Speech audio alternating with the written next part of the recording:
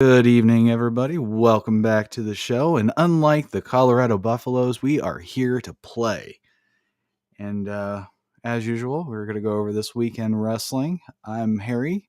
With me is Tyson. Let me talk to you. And yeah, let's go ahead. Oh, wait, how was your weekend? Or week? Good week. Good week. Good week. Yeah. Anything exciting happen? Yes, here in Texas we got a cold front, so Oh, yeah. and by cold front that's like 60 degrees. Oh, yeah, that's pretty cold. Especially for Texas. That's good. That's hoodie weather. I know, we didn't have to run the air, had the windows open. Well, especially since it's been like 100 degrees Yeah. for a while, so it's probably y'all have been probably really relaxed. Yeah. Yeah, everybody's enjoying it. I see. I'm still wearing shorts and shit, so we ain't getting away from that yet. Well, that's We'll wait good. until winter. Well, I don't think you necessarily need to wear shorts, and as I recall, that's the first time I saw people wearing the hoodies with the shorts and the flip flops. Oh yeah. Yep. They just still do that. Okay. Well, did you happen to catch Raw or Raw, if I say it correctly? I did. Let's Before go we ahead and jump start, in. was this Oh yeah. the best Raw ever in history? What? I said, was this the best Raw ever in history? No. Well, because Triple H is in charge now, so it's got to Oh be the best Raw in history. Because no more Vince McMahon in creative. no, it wasn't the best Raw in history. SmackDown was pretty good. I'll go SmackDown in A. Raw was pretty forgetful. There's a lot of Triple H isms in it, but Yeah, I mean, it wasn't horrible. It just wasn't whatever. yeah, true. But before we get into the show, hit the like button, hit the subscribe button. We'll get that out now so that you guys can do it. We're trying to get to, I don't know, set a goal 10 likes and subscribe if you haven't already. We're on our way to 500 subscribers. That's all. Cool. Well, we're right off the heels of what, Fastlane? Yep. So they did the whole video package and the recap and stuff. And the show opens up with Seth Rollins. Comes out the ring and he brags about beating Shinsuke Nakamura in their last man standing match. And he says he's feeling on top of the world. But then he says he went back to the locker room after the match and he was hit with the realization that his back is just still fucked up. And Rollins says he's still going to be a fighting champion, but he wants the night off. And everybody can still sing his song, they can party, but he just wants to relax and just savor the moment. At least for this week. And the funny thing is, the crowd actually booed at the thought of Seth Rollins resting his crippled back. They're like, no! Ah! It's like, come on!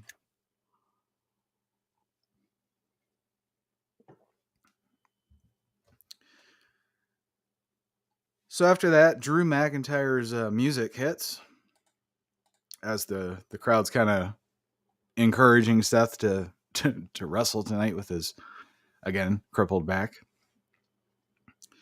And right off the bat, McIntyre makes it clear that he wants a title shot. Rollins says, okay, give me a second. I'll get changed and we'll go ahead and get this going. McIntyre says, oh, cool your jets. I want you at 100%. Let's not do this tonight. How about Crown Jewel? And Rollins pretends to be stunned and, he fake acts. And he accepts. What do you think so far? So Drew McIntyre is the next man up, which is interesting. Now he needs to go. I think we need to solidify him as a heel before. No, actually, I'm going to take that back already. I don't think we need to solidify him as heel. obviously he's going to lose this match. So you can't do a Nakamura and go full heel and then just go lose. So you hold off on the heel turn. Maybe this is like the piece that puts him over the top, him losing the match. Or if Priest cashes in. Yeah, and that's heavily being teased. Yeah. I don't know. McIntyre's been feuding with the New Day. And now he's just being shoehorned into I know it's the third world heavyweight title, but he's still just getting inserted in. I kind of have a problem with that. It's like this is for crown jewels, so I know, but it's like whoever decides the matches or whatever, he just opened the door and says, you're wrestling Rollins."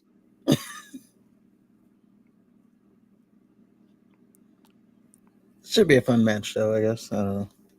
Yeah, we'll see. McIntyre's just been. I don't know. There's just something about him that makes me want to just turn the channel. But we'll see what happens. We're gonna have to watch it either way. We're gonna have to talk about it. Yep. Unfortunately, Peacock doesn't let me skip live shit. Doesn't let me skip to the next match on a live event. I don't know why. Well, you could start it and then pause it, and then you'll be behind, and then you can fast forward it. No, because it won't let me rewind. Oh, there you go. Unless I go to the playback. The playback will let me rewind, but then I gotta wait an hour after. Nah, just I'll watch the goddamn match. Or do what I do, just get up and walk out of the room. I could do that too. So after they get the title match squared away, Damian Priest, he attacks Rollins from behind. And McIntyre, he does this little thing where he just watches. And he starts to walk away. And then Dominic comes out and he's carrying the briefcase. And then McIntyre stops Dominic. And then he headbutts him. And then Drew just throws the briefcase and walks away like Dominic couldn't just run and pick it up. But it doesn't matter because Seth fires back on Priest and then he dumps him out of the ring to save his title reign. So that was interesting. Yeah, a little bit of the heel turn and then the face. It's like, what are you doing, Drew? Well, it makes sense. Why would he let him cash in? Although I mean, I don't see why it would matter who, as long as Drew gets a title shot, I guess.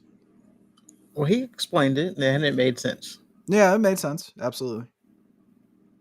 It actually did make sense. You're right.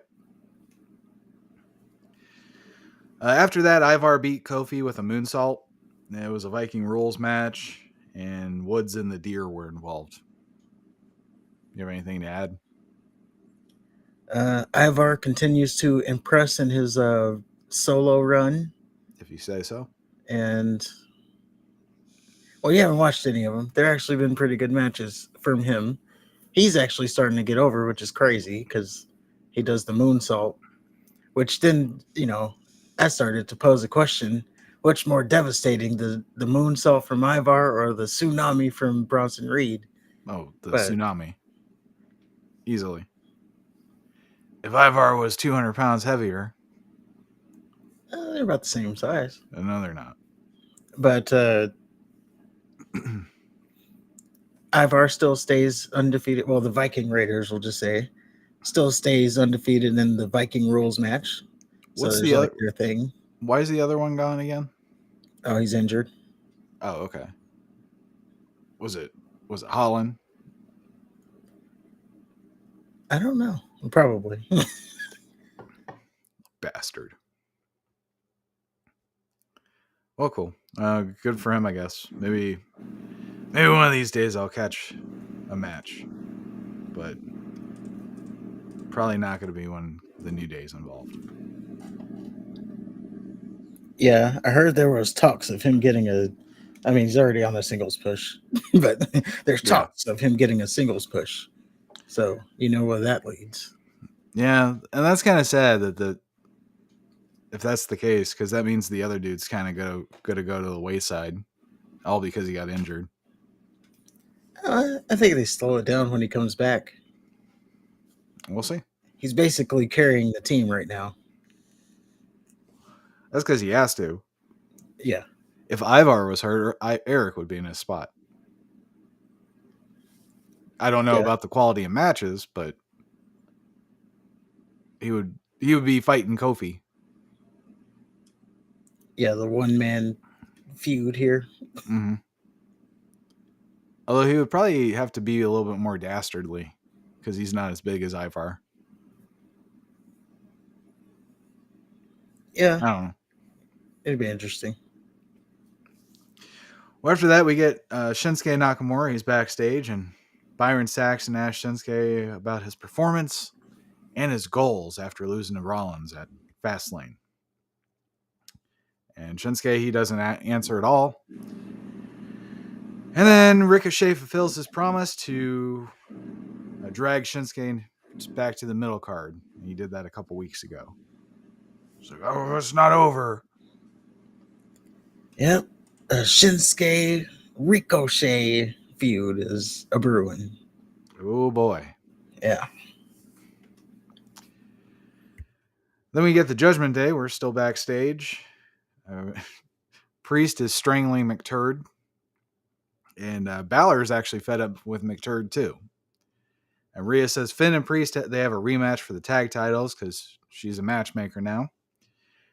And then Rhea says McTurd needs to prove himself tonight by taking care of Drew McIntyre. And McTurd, he's looks a little stunned, and then he looks to Finn, and Finn just like, yep, you got to do that. Yeah, he's shaking his head. Nope. Yeah. So it's McTurd and Drew McIntyre at some point. Yep. Oh, boy. I wonder who's going to win that one. I know, right? So moving on, we have No Definition Rodriguez versus Nia Jax. This is a grudge match because remember Nia Jax, when she came back, she Samoan dropped No Definition Rodriguez during her title match with Rhea Ripley. So she's still all pissed off about that. Rightfully so, too. And No Definition Rodriguez had a competitive match with the monster that is Nia Jax. Keeping in mind, Nia Jax took out 4 of the elite women at once. So now, if we're going by the logic that has just been displayed this week, No Definition Rodriguez can take out 4 women now. Well, she did powerbomb Nia Jax, which was impressive. I guess.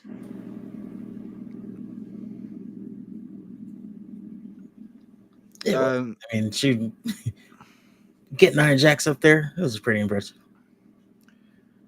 Wasn't she doing the bonsai drop? Still, she walked out of the corner. She didn't just do it from the corner. She had help. She took steps. You know, it's a lot easier to pick up a heavy object when it's already. You don't have to deadlift it. It is, but you still get it up there. Come on, she's the strongest woman ever. It's No Definition Rodriguez. She could have still got collapsed on. She has trumpets that play in her little theme music. Or she could have still. She did it. Just hope they don't have to do that every week. Well, I noticed she kept selling her hurt back, and then her dumbass kept trying to lift Nia Jax. So that was special of her. And then Ripley finally comes out. She dumps out No Definition Rodriguez, and then she easily handles Nia Jax again. So what are we doing here? Well, it looks like we're going to a fatal 4-way match. Who's the 4th one? Shayna. Oh, Shayna. Which is, I would say, is a lot better than getting a 1-on-1 match with Nia Jax. So, I guess. Although that just means there's 2 extra women that Nia Jax can hurt. She'll just take them all out with her clumsy pushes and her full-on Samoan drops. Well, she hasn't hurt anybody yet since she's come back. I thought somebody hurt their shoulder. No, I don't think so. Not yet. Okay.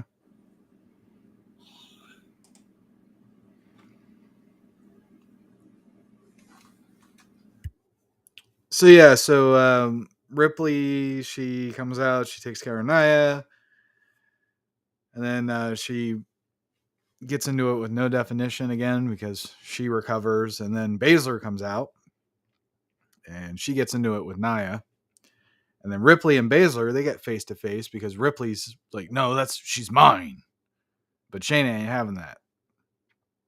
So Ripley shoves Shayna, and then Shayna kicks Ripley's teeth in, and it was awesome. And I think Shayna versus Ripley would be a million times better than Ripley versus Nia. Now, to your point, I think a Fatal 4-Way would be a million times better than Nia versus Ripley as well. But I really want to see Shayna versus Ripley. And we do. We will, because it's going to be next week. Yep.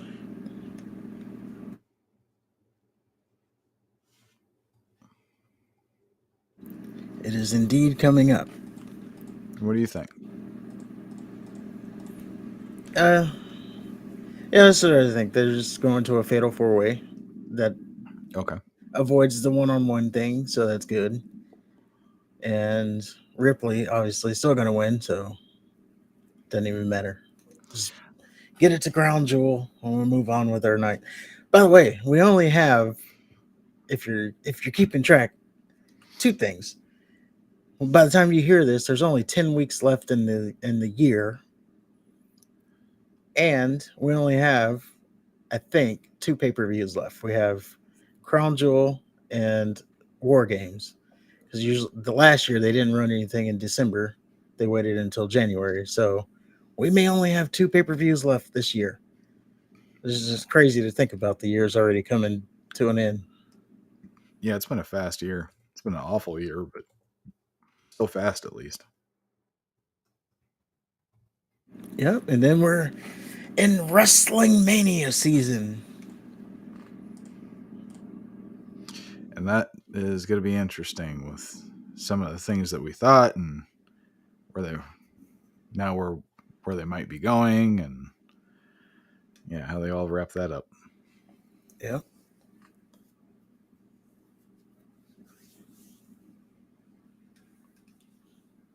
But anything else with Nia Jax and all that stuff?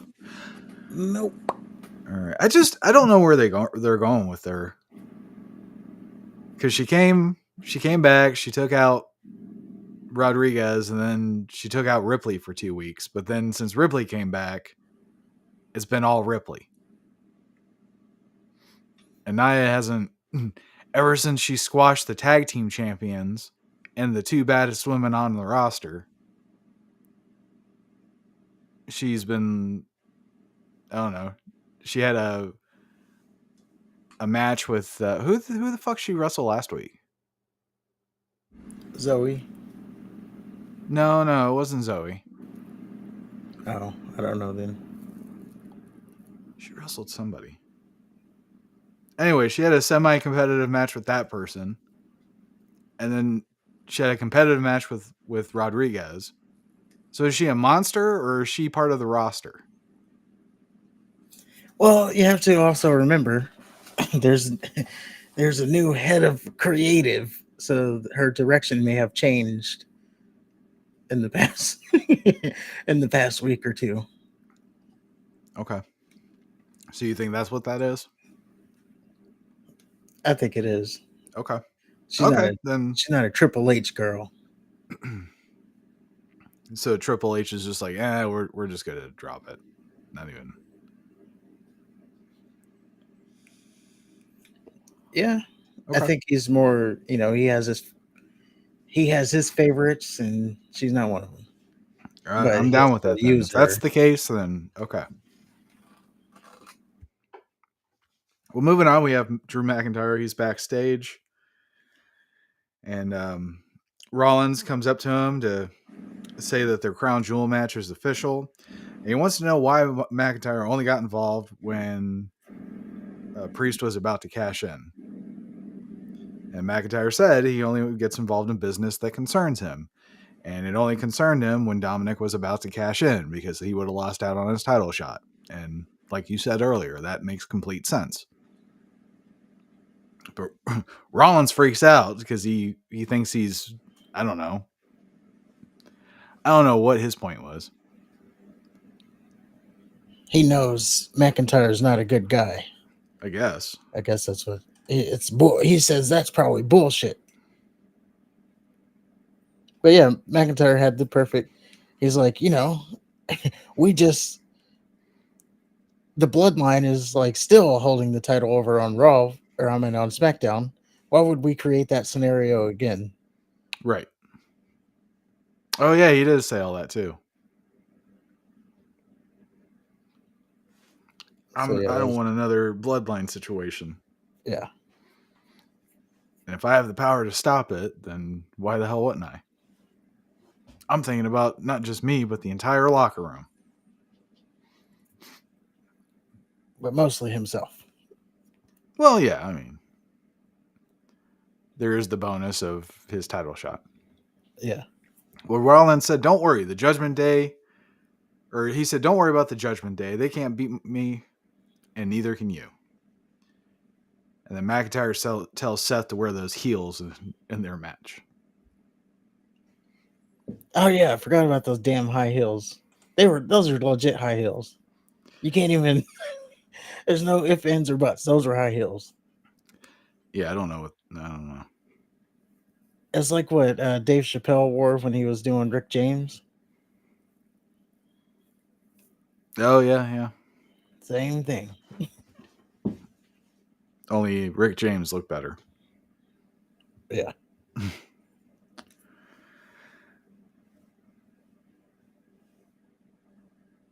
So we have Cody Rhodes and Jey Uso. They're introduced for the first time as the new tag team champions. And I got to say, Cody looks wrong with the tag team titles. It's just, they're just lesser belts. What is he doing with them? And when are they going to get new tag team titles? I don't know. Maybe they're not. I saw something. There was something floating online that they're in the works, but we'll see when we see it, I guess. It's dumb to just have them carry around 2 or 4 belts at this point. Especially if you're not going to have, they're unified titles now, right? I would say, yeah, officially they're unified. So, yeah, that makes absolutely no sense. You don't even have enough tag teams to justify having two separate, 2 titles for both divisions. Yeah, you have like 4 and 4. Right.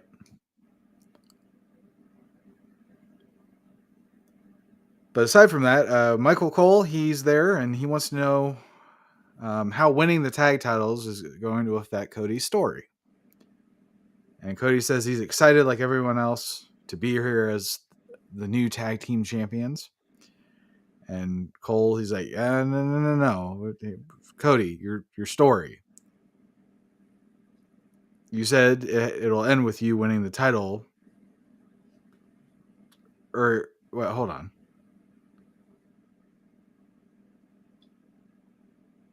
Cole wants to know if Cody's story will end with him almost winning the title like Dusty did.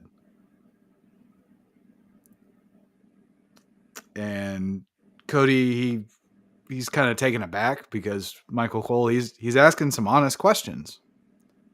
And he said, maybe this is as good as it gets for you. Maybe you peaked when you lost to Roman Reigns. And just before Cody can answer the question, Sami Zayn and Kevin Owens interrupt. Oh, and there was one more he said too. Yeah, go ahead. He said, maybe you're afraid to fail again. And that's why you want these tag titles. Because you don't want to go against Roman Reigns again and fail and let everybody down. Yep. He did say that. And yeah, Cody looked like he was slapped in the face.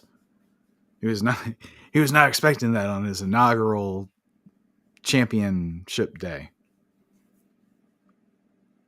But anyway, so Zayn, he says that the only story that matters is Jay and Cody stopping the Judgment Day. And then Sami says that he feels like it should be Owens and Zayn with the titles, though. Like he's happy for him, but a bigger part of him says those are his belts. Owen says he wants his titles back too, and he would love to challenge them tonight. And Owen says Jay wouldn't accept it because he's too much of a bitch, and he doesn't want to lose to Owens and Zayn again. Rhodes says the match is on. And we have our main event set. Yet another tag team match. So they love that tag team main event shit. Yep. When's the last time? It didn't involve the Judgment Day this time, so. Yeah, it still involved everybody else. Right. Just because they're on the different sides, they're still the same people. Right. Okay. So you have Chad Gable backstage. And what would you say? He's in the squat position?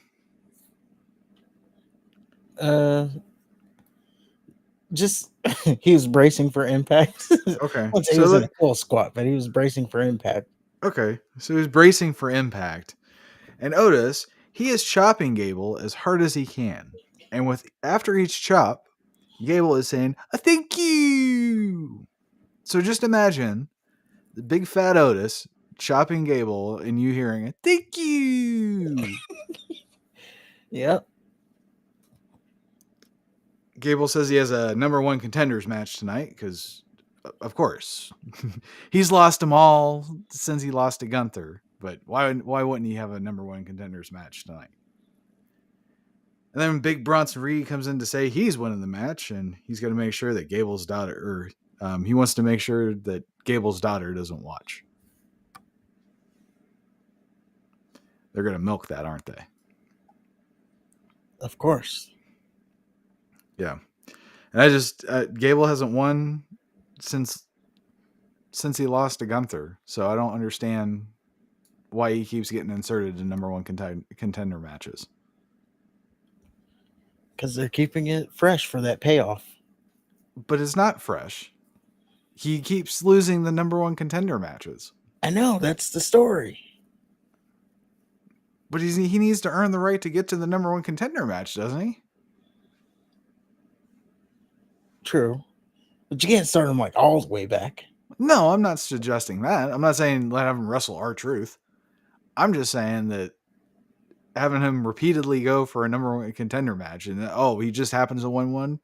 Sure, the sun shines on a lucky dog's ass anytime, you know? Yeah, there needs to be a little bit more. Like you can't just your journey back is just to win a number one contenders match that you're going to keep getting chances for. Right. Yeah, it needs to string together some wins. Aside from that, if the payoff is him eventually beating Gunther, I'm okay with that. If he's just gonna be silly like this, though, I mean, I'm not okay with that. I think that was silly. It's entertaining. Come on. He was getting warmed up. If he would have braced for impact and Otis was chopping him, that's one thing. The little thank you, come on. Okay. But also in this segment, in the background, because Triple H is in charge now. In the background, we had Drew McIntyre chatting it up with Rhea Ripley for some reason. So I didn't even see. Interesting to see what happens there. Do you think Drew McIntyre's joining the Judgment Day? No, but maybe they're coming up with some plan for Priest to cash in. Hey, you beat Seth down. Priest comes and cash in. You get the first shot after Seth beats you, obviously. Okay. I don't know. I am over the Judgment Day, officially. Well, they ain't going nowhere. They are not. They're, we watch these retro pay-per-views. We're doing WCW right now. All the Nitro era WCWs, and right now everything is Dungeon of Doom. So it's kind of the same thing. They're just sprinkled everywhere. It's hard to. It doesn't seem like there's a cohesive narrative just yet. The way it ended, this last pay per view, it seems like we're getting to somewhere. But up to this point, it just seemed like kind of like AEW, where it was just a bunch of skits and matches. Yeah.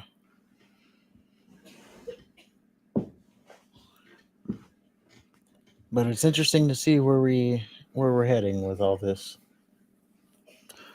Yeah. Well, where we're heading is Ricochet versus Big Bronson Reed and Chad Gable. So, kind of who's going to win this one, right? I thought it was about. Yeah, I guess you could if you think about it. But they each really did have a chance. Well, Ricochet wasn't winning Yeah. because Shinsuke was going to interfere in some way. So then that leaves Bronson Reed and Chad Gable. Chad Gable, he's got that story. So, but they're holding off on that. So then, by default, Bronson Reed would be the winner. And he's getting a deliberate push right now. He is. I don't know. I just don't see them wasting it or blowing that push off on a triple threat match on Raw.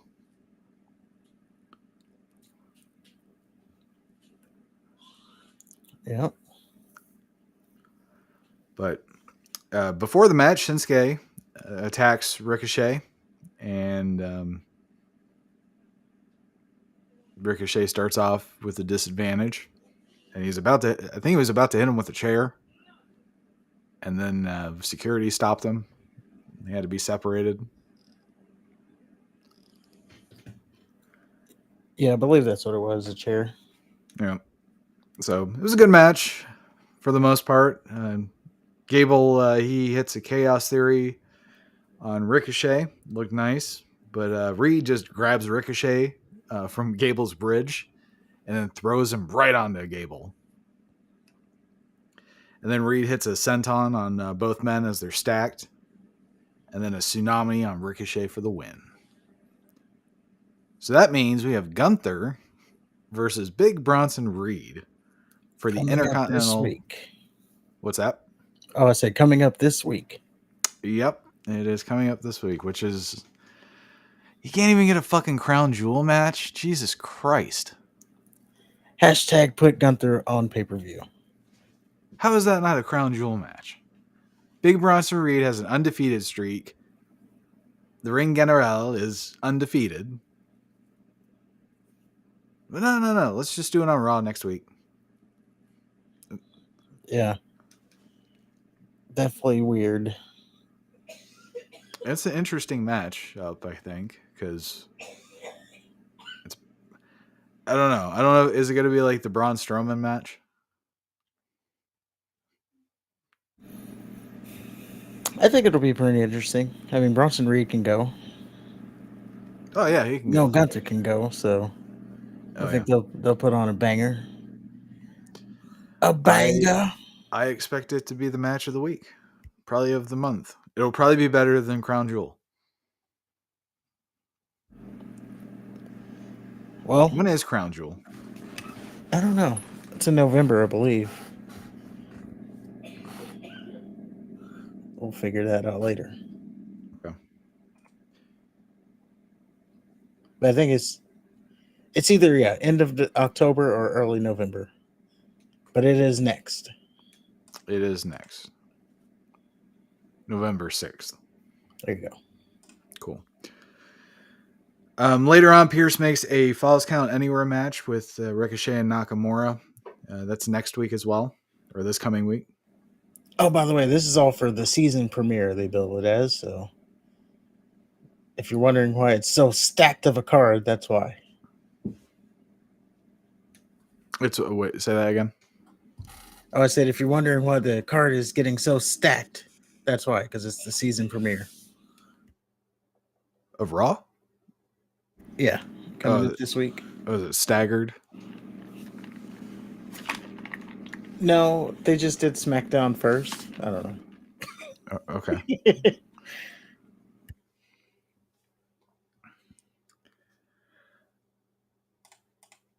Becky Lynch and Xia Li had an interaction backstage. I couldn't understand anything Xia was saying. She basically said, I'll translate, hold on. She said, everybody's getting opportunities, so why is she not getting an opportunity? And Becky said, I'm not a hard person to find. And that was the segment. All I heard was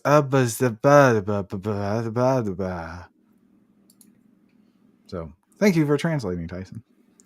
Yes, Becky Lynch is passing around opportunities, and people like Xia Li are getting them. Oh boy, I would be interested in that if Xia Li wasn't gone for ever. Yeah, she's been sitting in catering. Now she's getting some TV time. Yeah, and she's gonna lose. So she is. I will say, Becky Lynch is a hit or miss person. We'll say that, but what she's doing for the division right now, can't knock it myself. She's giving these people who have been sitting in catering. Now that could also be because Triple H is in charge. I don't know why I had to say it like that, but these people who have been off TV are now getting some shine. Now, what they do after, that's going to be the story there.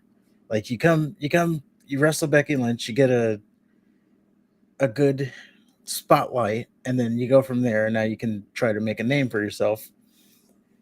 You can almost, just a little bit, say is a la Cena Open U.S. title when he did that back in the day. Yeah, I can see the parallels. You're not wrong there. It's just it's not nearly as interesting to me as Cena's Open challenges. Yeah. And then whoever the fuck the one chick that Becky beat last week, they were sucking her dick. Oh, it's okay. It's all right. Don't worry about it. You'll get another title opportunity. You'll never do it. I lost a match.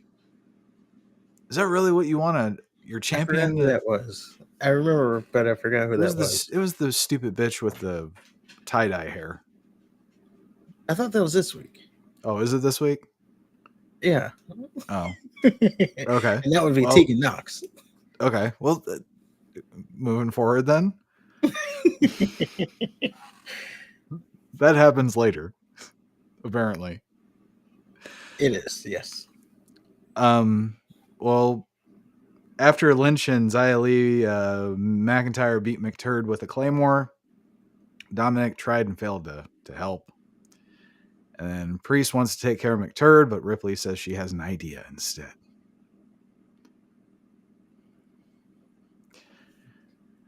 Then Wade Barrett interviewed Johnny Gargano and Tommaso Ciampa, and they said the DIY is back together. And then Imperium jumped them with chairs, and then it became official.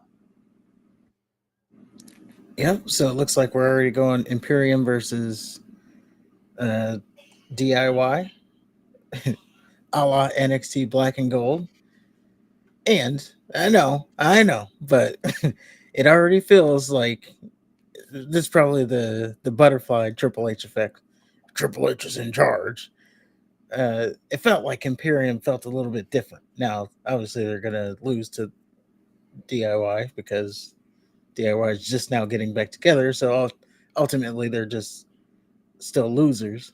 But they felt a little bit different. Like this backstage beatdown felt like they were a little bit more of a legitimate group. I don't know. I don't know. Bobby Lashley and the Street Profits, they got together for the first time and they lost. They did. So Imperium can win. In fact, they need to win more than DIY. I know. Want to legitimize them? Come on. I'd rather see them win than I don't want to see DIY. I'll just say that. I don't mind. I don't mind Ciampa, but that Gargano thing. It didn't look like the crowd was too thrilled with him coming back. Oh yeah, they had no reaction, and you got the people online. Oh, Triple H is bringing his vanilla midgets. That's what they call Gargano and Champa and everybody else. Adam Cole when he was the thing. Oh, it's just the Triple H vanilla midgets. Well, Ciampa's not a vanilla midget. He looks like he could legitimate like his physique. He looks like he could just whoop your ass. Gargano, on the other hand, I don't know what he's doing. I just want to see Johnny wrestling back. Why? Give us Takeover Johnny, because he was putting on Why? some of the best matches in NXT. As a matter of fact, I would say he was putting on the best matches in NXT. Like every Gargano match was like the match to watch of the night. He was Mr. Takeover. Did he do the same shit that he does now? Probably. Then I'll pass. Has he even wrestled on the main roster other than getting squashed? I know he Like does he that hasn't had. stupid DDT. Oh, Willow's Bell. Yeah, Yeah. yeah, he still did that. Okay. Yeah, we had Becky versus whoever, and yeah, I skipped Tegan that. Knox Yep, skipped it. put on a decent match. This was like several weeks worth of build, and finally we get our payoff. Tegan Knox, she put up a hell of a fight, but she gets the disarmer, taps out. How you doing? Keep it moving. Uh, and then there was a backstage segment, which I know you probably didn't even watch. Where she's. Are you talking about where she's sitting holding her arm, and then Natty's like, "It's okay, Tegan." Yes. Yeah, I watched. That's what I was talking about earlier. Oh, well, first of all, They're all sucking Natty, her dick. Like, who the fuck loses? Have you ever seen anybody else lose and then people just come and surround them like, it's okay? yeah, you'll get another shot. That was I don't know what Natty's doing because she was like, it's okay because I respect you. It's like, okay. Right. Well, then and then Carter and Chance come and they're like, oh, you did really well. It's like, what are you praising me for? You guys are losers. Yeah, you too. And then this bitch lost one match. I can't do it. I need to quit. So perhaps some kind of character development is coming there. And Natalia, I guess Natalia's gonna go heel again because she just flip flops back facing heel. They're still getting bigger, by the way. Her tits. Every time she's on screen, they get bigger. And yeah, she's up to something because she's like, oh, I respect you though. And she keeps saying it. It's okay. I respect you. You earned my respect when we wrestled.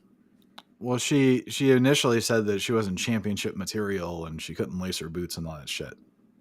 And then they wrestled. Yeah. Or maybe she's gonna like mentor her or something. I don't know. I think she's just overcorrecting her initial. You couldn't lace my boots. Yeah, and then in walks Chelsea Green, Piper Niven, tag team champions, and Chelsea Green's like, "Oh, what a surprise! You lost."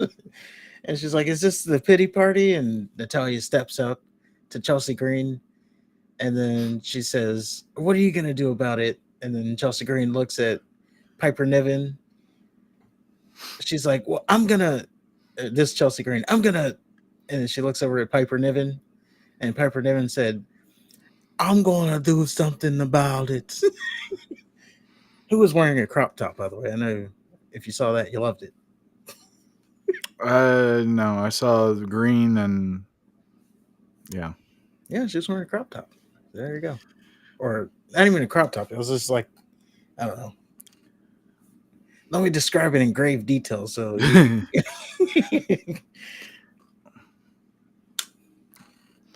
Was it like soggy corn pops in a Ziploc bag?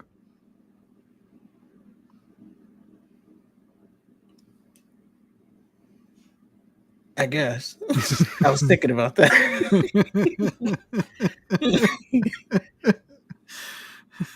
I was like, what are corn pops? Oh, you know the yellow cereal? Yeah.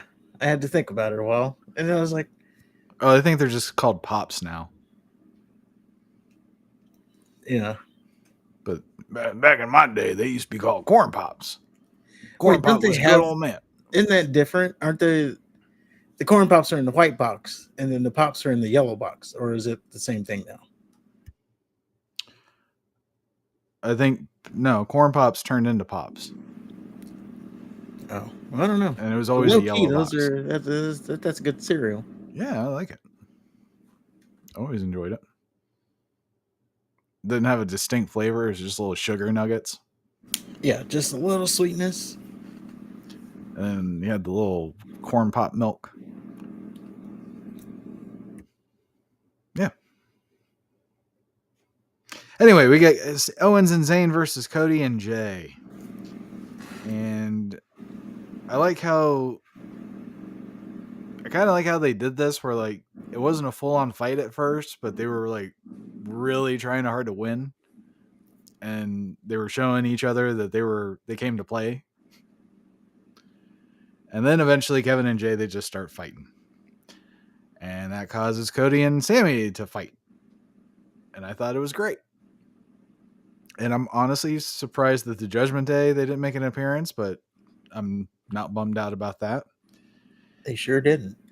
And there was a spot where Sammy was trying to do a hell of a kick, and Cody just slithered it into a crossroads, and it looked fantastic.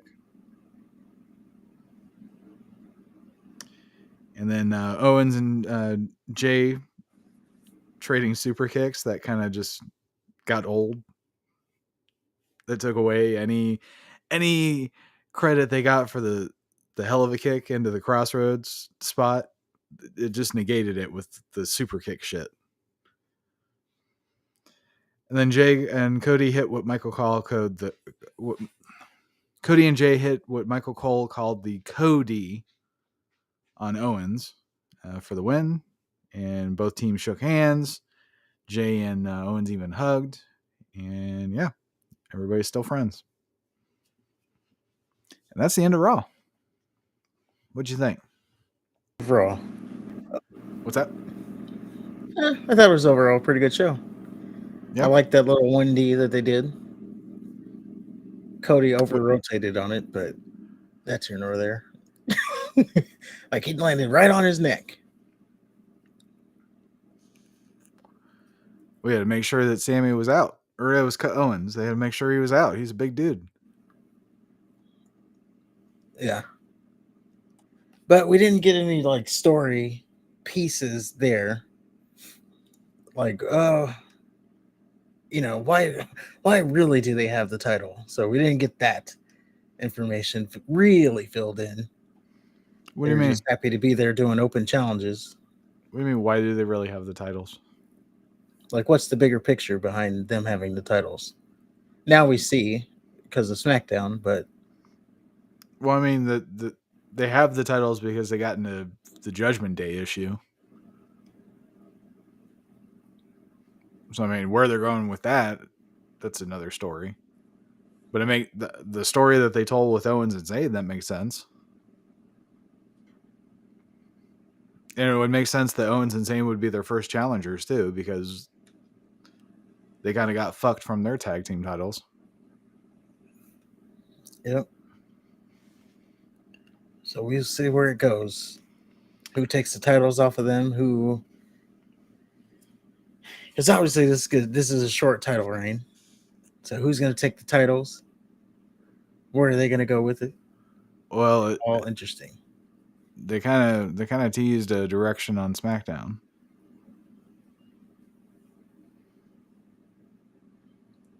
Yeah, that's what I'm saying. Now it makes sense because of SmackDown. Yeah. So let's talk about SmackDown. Let's talk about SmackDown. And before we do, again, just a reminder, hit the like button, hit the subscribe button. We're on our way to 500 subscribers. And last time I made that call, someone actually did hit the like button. So Oh, good. there you go. So, I mean, keep it up, guys. We got don't start sucking your own dicks yet. We got to get all the way up to, I don't know, 10 likes. If we can get more, we can get more. This is just for the live stream. And then we get more after. We got the videos coming out. We got the shorts coming out. We got the TikToks and the Twitters. We got it all coming out for you. So stay tuned. Are you a little bit more active on Twitter? Yeah. I'll have to pop over sometime. Yeah. Getting some nice little, starting to get at the table. Okay. Any engagement? No. Okay. Well, SmackDown starts off with John Cena, and John Cena, he only gets to welcome everybody to the season premiere of SmackDown, and then Roman's music plays. And the crowd sure missed the fuck out of Roman because they cheered his ass pretty hard. And can you blame them, really? Because like the last, like since he's been gone, AJ Styles was almost in the main event scene. And it's been nothing but Solo Sikoa and Jimmy Uso, and Heyman's been turning gray, and they had to drag Cena back from the dead, and it's been a shit show. Yeah, the much needed Roman Reigns return. Oh, by the way, we didn't talk about the post show thing or the media scrum that WWE stole from AEW. Cena, he was I very. think AEW stole that from New Japan.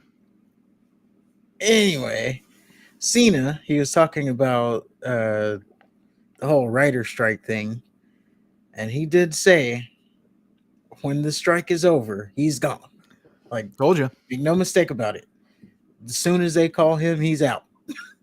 So, and he also talked about, like, not taking too many chances, which kind of I thought he may be like a part of War Games, but he was talking about not taking too many chances because if he goes out there and gets hurt, the projects that he's working on, like he's working on a project right now that got paused because of the strike.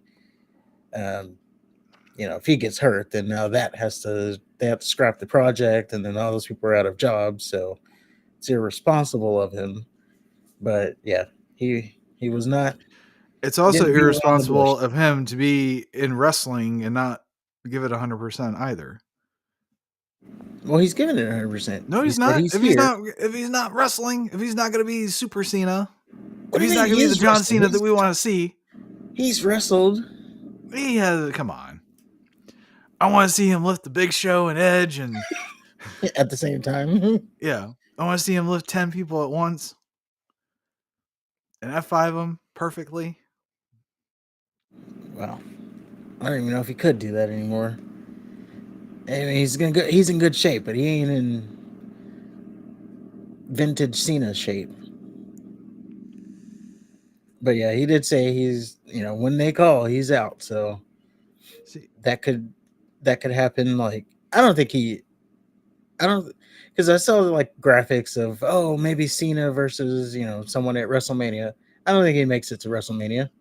I don't even think he makes it to the end of the year. He might be gone by the time Crown not Crown Jewel, but by the time Survivor Series gets here, Hmm. that strike might be over and he's gone. I thought it was. Well, so I guess some of it is. Oh, okay. I don't know. I mean, I could just have misheard whatever. I haven't been paying attention at all. Yeah, I haven't either, but he did say that during the post scrum. So just wanted to point that out. Which makes that whole him talking about how great the fans are and how they allow him to do this and all that stuff. It kind of seems a little disingenuous now, doesn't it? I don't think so. Okay.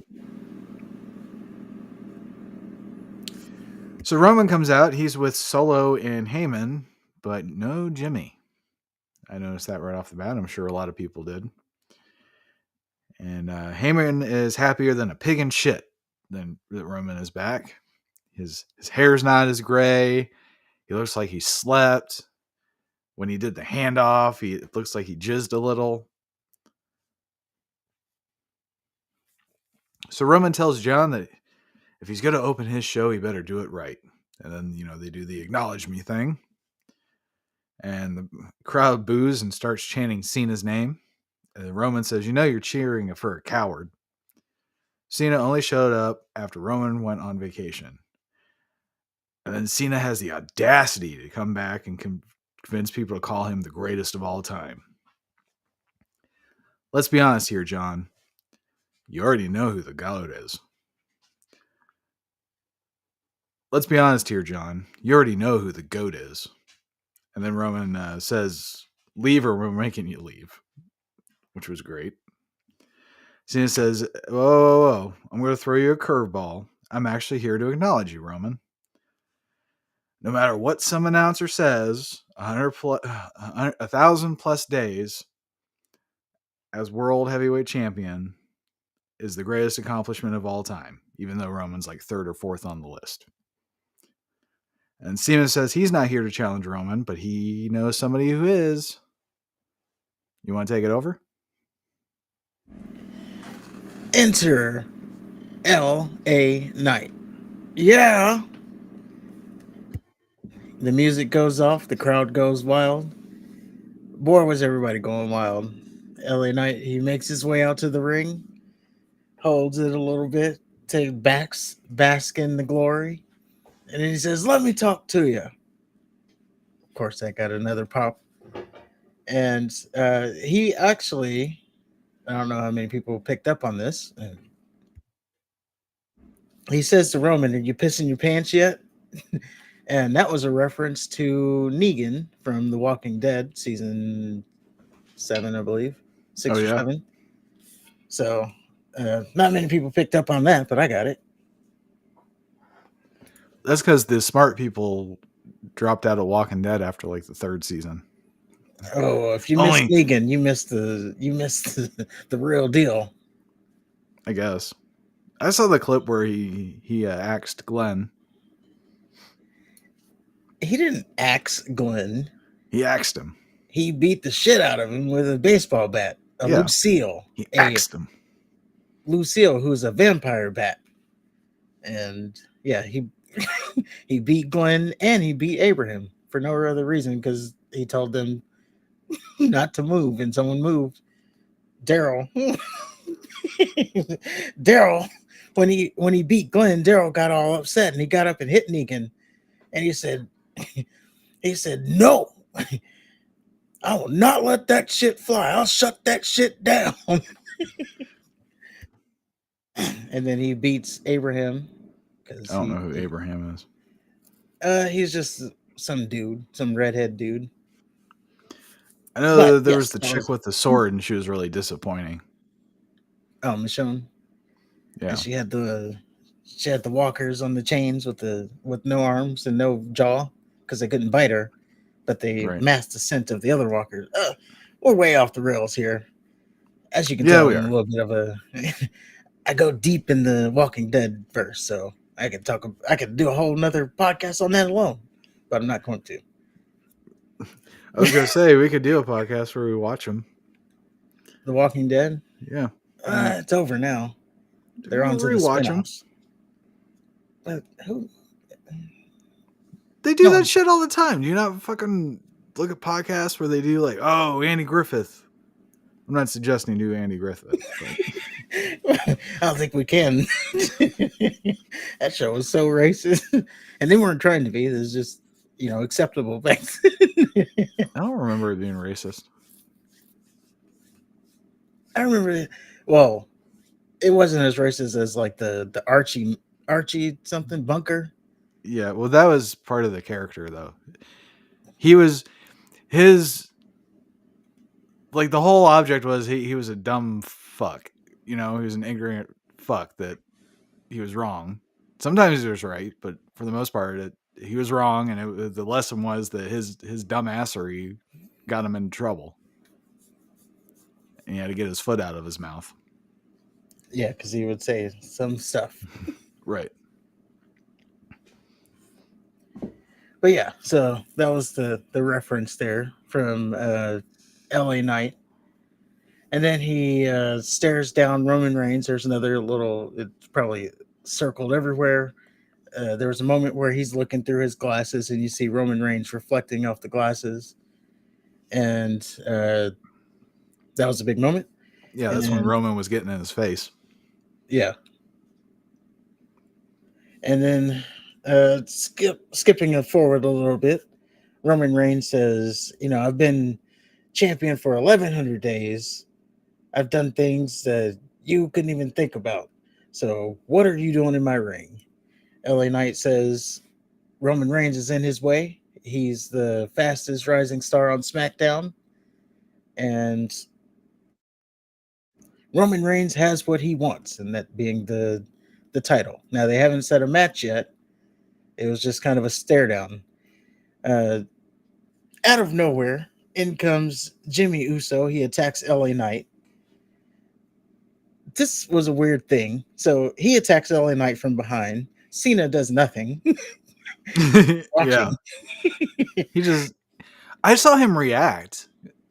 It looked like he was watching Jimmy the whole time, and he was like, he put his hands on his head, and then he just watched LA Knight get attacked.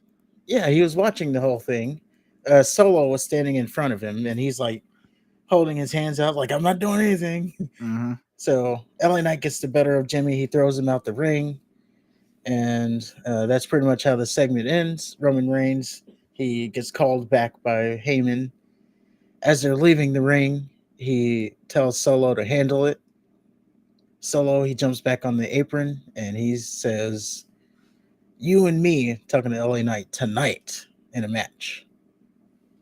And that's the end of the segment. So we get a tease for what could potentially be LA Knight versus Roman Reigns for the title. I'm glad they didn't announce that for Crown Jewel because I don't know. I'm almost thinking it may be a little too early for LA Knight to be getting a title match, but I don't know where else they go. The only other thing is they could do a tag team match, Cena and LA Knight versus Roman and Solo. But it seemed like they were heavily teasing that the title matches were, because we also know that Roman Reigns is defending the title at Crown Jewel, or at least that's the latest word. Right. And yeah.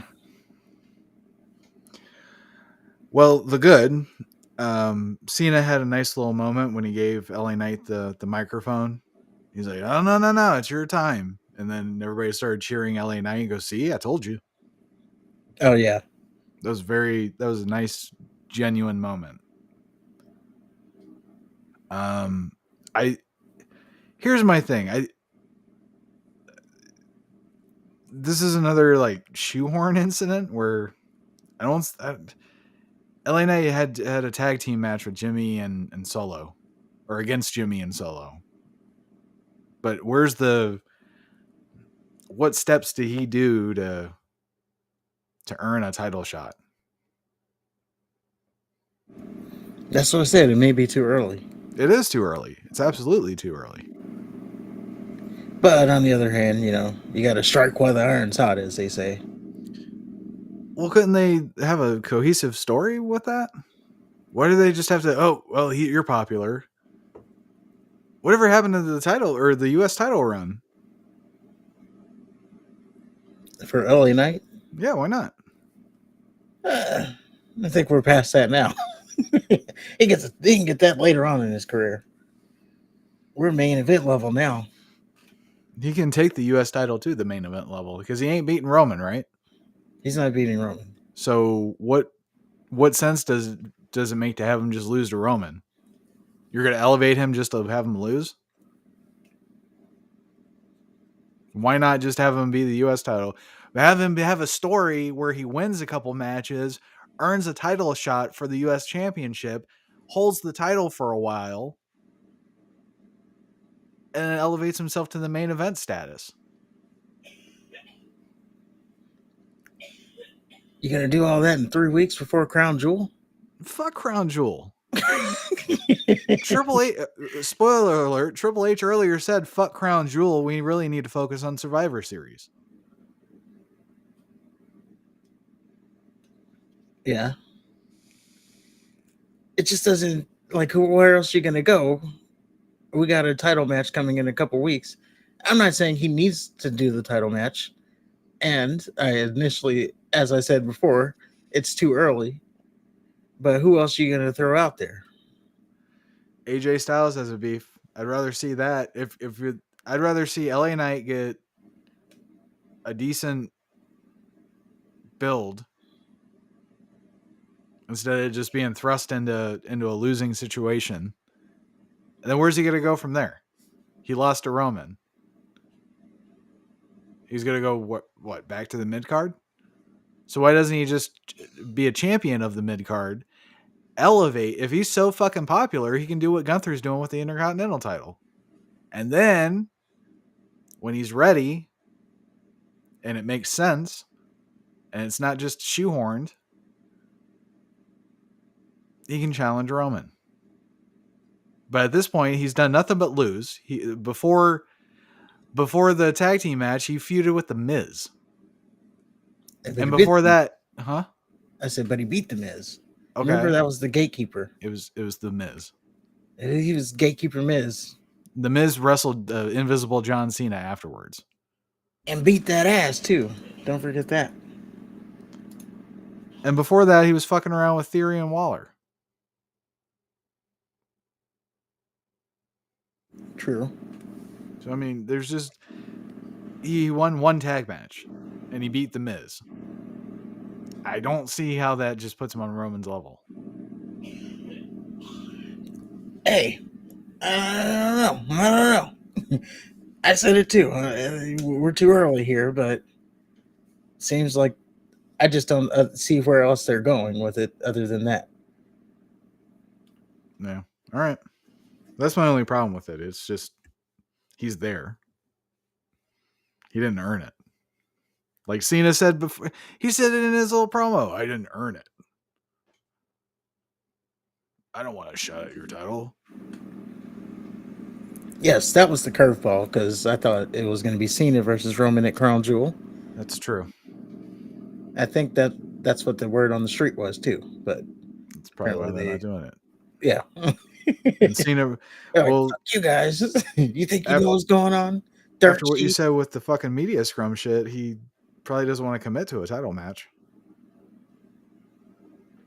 Because he doesn't know when he's going back. Right. If he's on call for his stupid Hollywood shit. Well, well, he does another movie I won't watch. I don't think I've ever seen a John Cena movie. I've seen a couple. Well, not a John Cena movie. I've seen like movies that he's in, like Daddy's Home. Okay. 2. I've seen that. I saw that one. I saw the Peacemaker series. Nope. On Max. I saw don't even know what Suicide that is. Squad. So Definitely didn't see that. Same things that he's in. Okay. You didn't see Suicide Squad? No. He's funny in that. No, I He have was no talking interest. about if he if he had to suck dick to save America, he'd suck all the dicks with pride. Because anyway, he All right. sucked so many dicks to save America. That was in the movie. John Cena said this? Yeah, Okay. you'd have to be there. I guess. I probably won't ever be there, though. It's okay. We're not covering those, so. Nope. So Pretty Deadly beat the Brawling Brutes with the roll-up, and it looks like they're going to milk the little injury for the blonde one for a while. Whoa. Yeah, go ahead.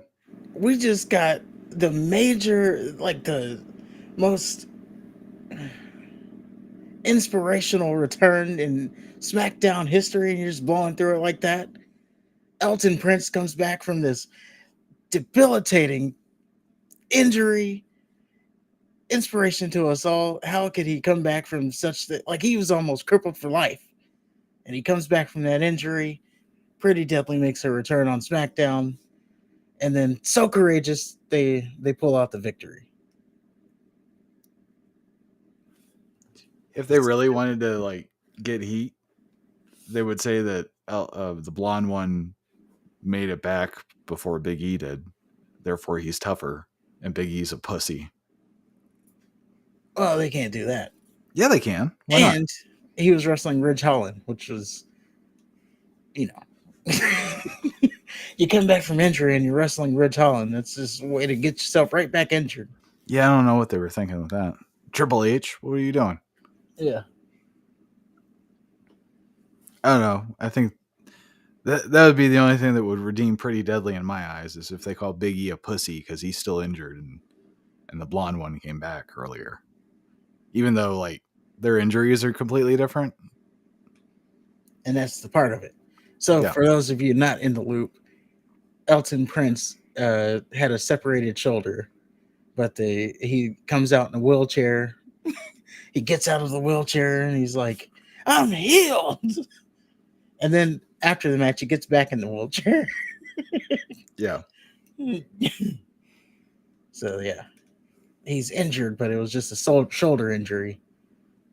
Elton Strong. Yep. Blew right past that. There you go. I knew I was going to have to pump it up. So I got ready. You would want to pump up Pretty Deadly. They'd appreciate that. Hey, we discussed it. Anyway. They're on fire. No, they're not on fire. They're mysterious.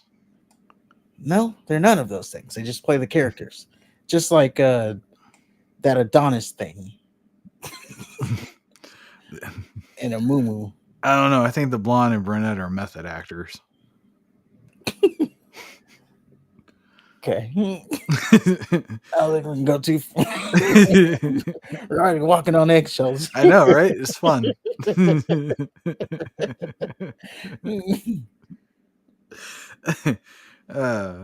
So we have Carlito backstage. The lady asks how he feels about his return. Carlito says it's cool. And then Bobby Lashley comes in to welcome Carlito back to the show.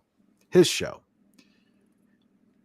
And Carlito challenges Lashley to a match. Lashley says, I'm not even dressed. And then the Profits attack Carlito from behind with a chair. And then that goes into a commercial. They come back from commercial. There's still the chaos and everybody's hurt. And then Bayley comes in for some reason. And then she gets into it with Zelina, and then they make a match that I'm going to skip. She was trying to talk to Adam Pearce, I guess. Yeah. That was the logistics behind it. But I do like that Carlito still speaks in the third person. Yeah. You know, it'd be cool. What about Carlito's first matches with Bobby Lashley?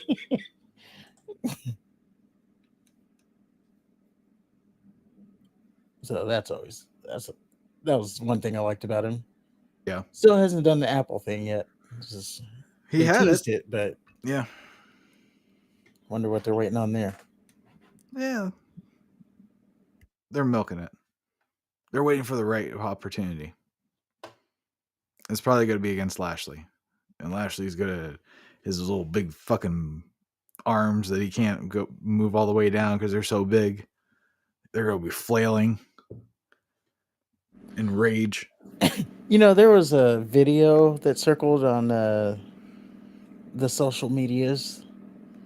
So Bobby Lashley, he bear hugged a watermelon and exploded it. Like he just imagine he put the watermelon up to his chest and then wrapped his arms around it and just squeezed into his chest and then it exploded. I A believe full it. watermelon. He's a big dude. Yeah. And wasn't he like in the Air Force or some shit? Yep. Yeah, so yeah, it doesn't surprise me at all. So moving on, we have the Bloodline backstage, and Roman wants to know what Jimmy's doing. And Roman says he's just trying to be Roman. Or Jimmy says he's just trying to be Roman. Did I say Roman's just trying to be Roman? Yeah, but that's okay. Okay. Yeah, Jimmy says he's just trying to be Roman. The Roman says, "Oh, so you're the quarterback?" Jimmy thinks about it for a moment. Probably second string. You're the starter. I thought that was funny. The Roman asks Jimmy what he would do if he was the starter. Jimmy says, "Get Jay." The Roman says, "Jay's old news. But every day he wears the tag titles, it's disrespectful to the bloodline. It's a slap in the face." Which kind of makes Jay current news, right? Yeah. Okay. So Roman tells Jimmy to handle the tag belts and no more audibles. The tribal chief is the one that calls the plays around here. And Jimmy says, "Yeah." Roman says, "I don't like that. Don't do it again." I hate that. Stop it.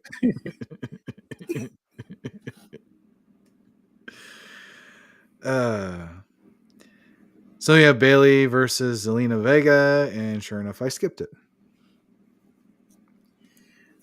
So match went about 2 minutes or so, if that. Bailey wins with the rose plant. Post match, they beat down Zelina Vega. Out comes Charlotte Flair for the save with no music. That's good to point out. She didn't come out with music. She just ran down. I guess that's a good thing. And then, yeah, Damage Control escapes. Or they backed down. They didn't even fight Charlotte Flair. And the only thing I wrote down in this segment was Dakota Kai. That's the only thing I wrote down. Why Dakota Kai? Because she was looking good as hell. Oh. Well, I guess I missed that. Too bad you... Yeah, well, anyway. Too bad Shayna's got that wrapped up pretty good. If you get my drift. Shayna's probably turned it into an Audi by this point. From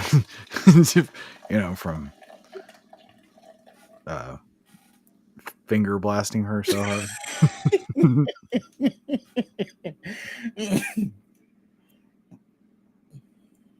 Probably gets it rough. They probably have like weird toys like the home wrecker, and they have ones that look like horse cocks now. I don't know. I don't know if because they're together. Yeah, but they still. I don't know if they use that. I would think that the penetration would still be a factor. Do they still penetrate? I think that's the whole appeal of not being with a man. Well, I think they penetrate when they're doing it themselves. Why wouldn't you? Well, I mean, and all the videos I see, they're upside down and from the rafters, just hanging by their pinky toes, fingering their assholes with their thumbs. I understand. I just thought that that piece of the body was the reason they were on the other team. So why would they just? Oh, they just want a woman to use the other I don't know. piece. I don't know. But yeah, that's all I wrote down. Dakota Kai. Man, we got sidetracked from that, didn't we? That one name. Yeah. All right, so Triple H comes out, and like I said earlier, he says Crown Jewel's happening, but the real focus is going to be Survivor Series. So don't even focus on Crown Jewel. Whatever happens on Crown Jewel isn't important. That's what I gathered. What I And gathered then, was we have 2 pay-per-views left. That's oh, that was gonna take away. Oh, we only got 2 left this year. I don't know. He just seemed to blow past Crown Jewel for Survivor Series to me, but whatever.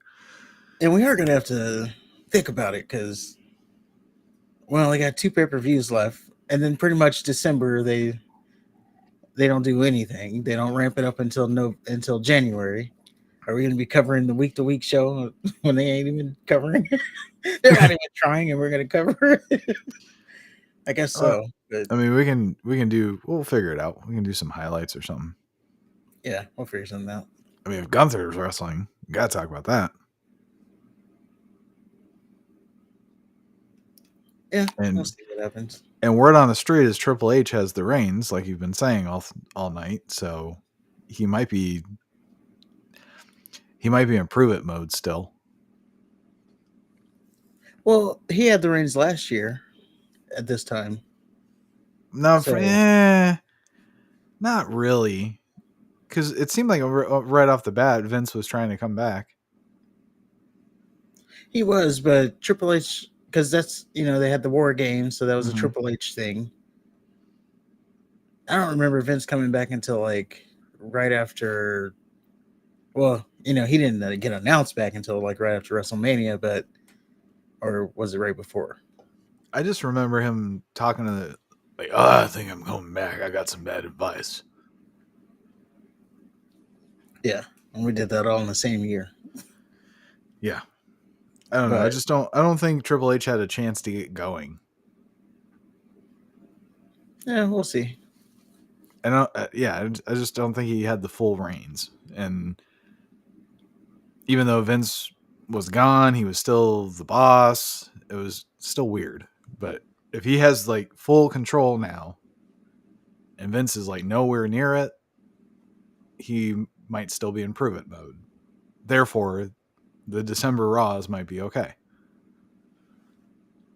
Yeah, I'm sure we'll get a street fight at some point though. Yeah, there'll be a street Metaphor fight, on a brawl. 34th Somebody will Street go through fight. the announce table. Yeah, there'll be matches just sporadically made from backstage incidences. Yep. So Triple H gives some recognition to Pierce, saying he's doing a thankless job. No one person should do it alone. And then he says that Pierce is promoted to the new GM of Raw, which I thought that's what he already was.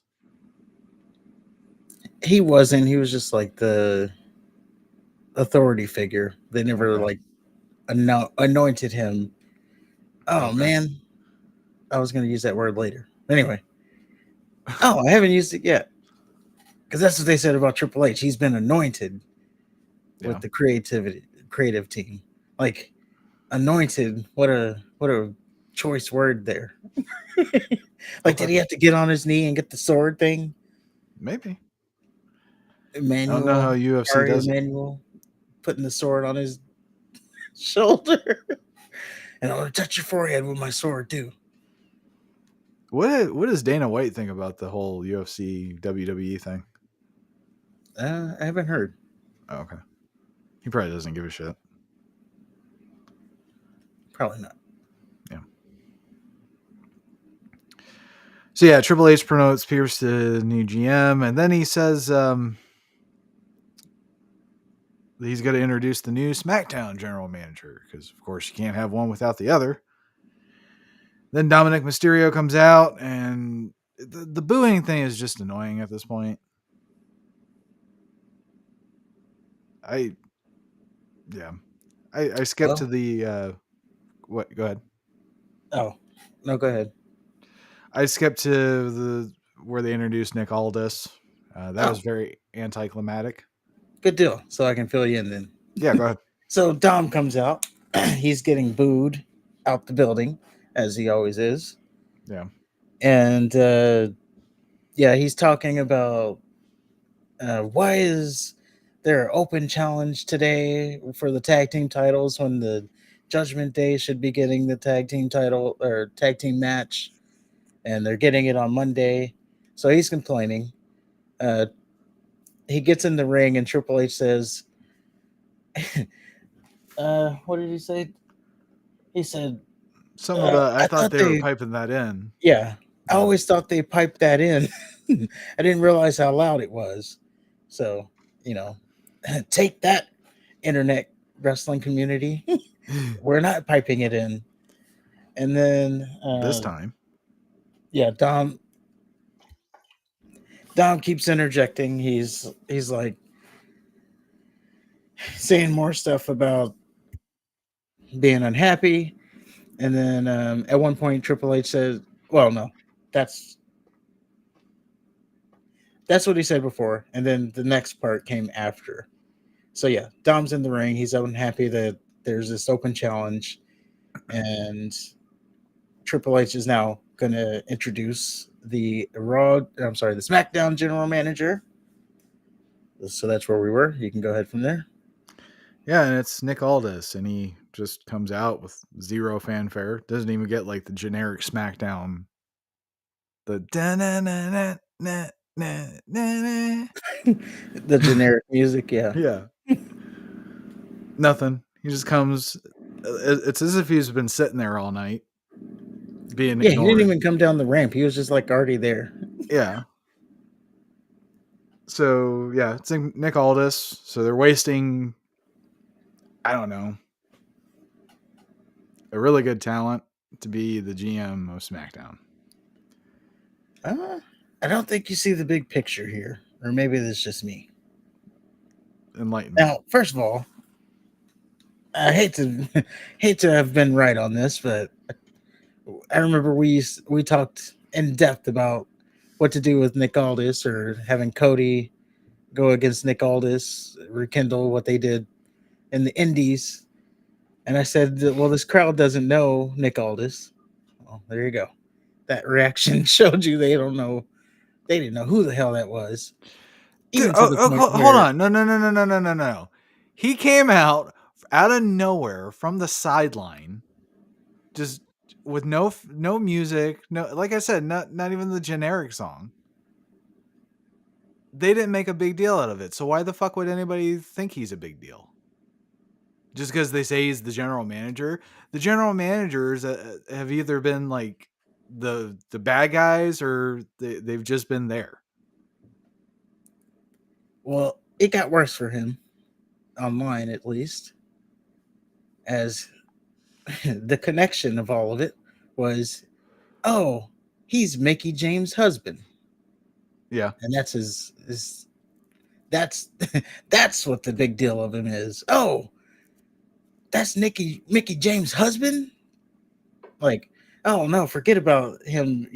Pretty much rebuilding the NWA, putting it on the map for what it was. He brought it to the YouTube, but And in a that's way, he Mickey helped James' husband. AEW jumpstart to what it is right now, for good or for better or worse.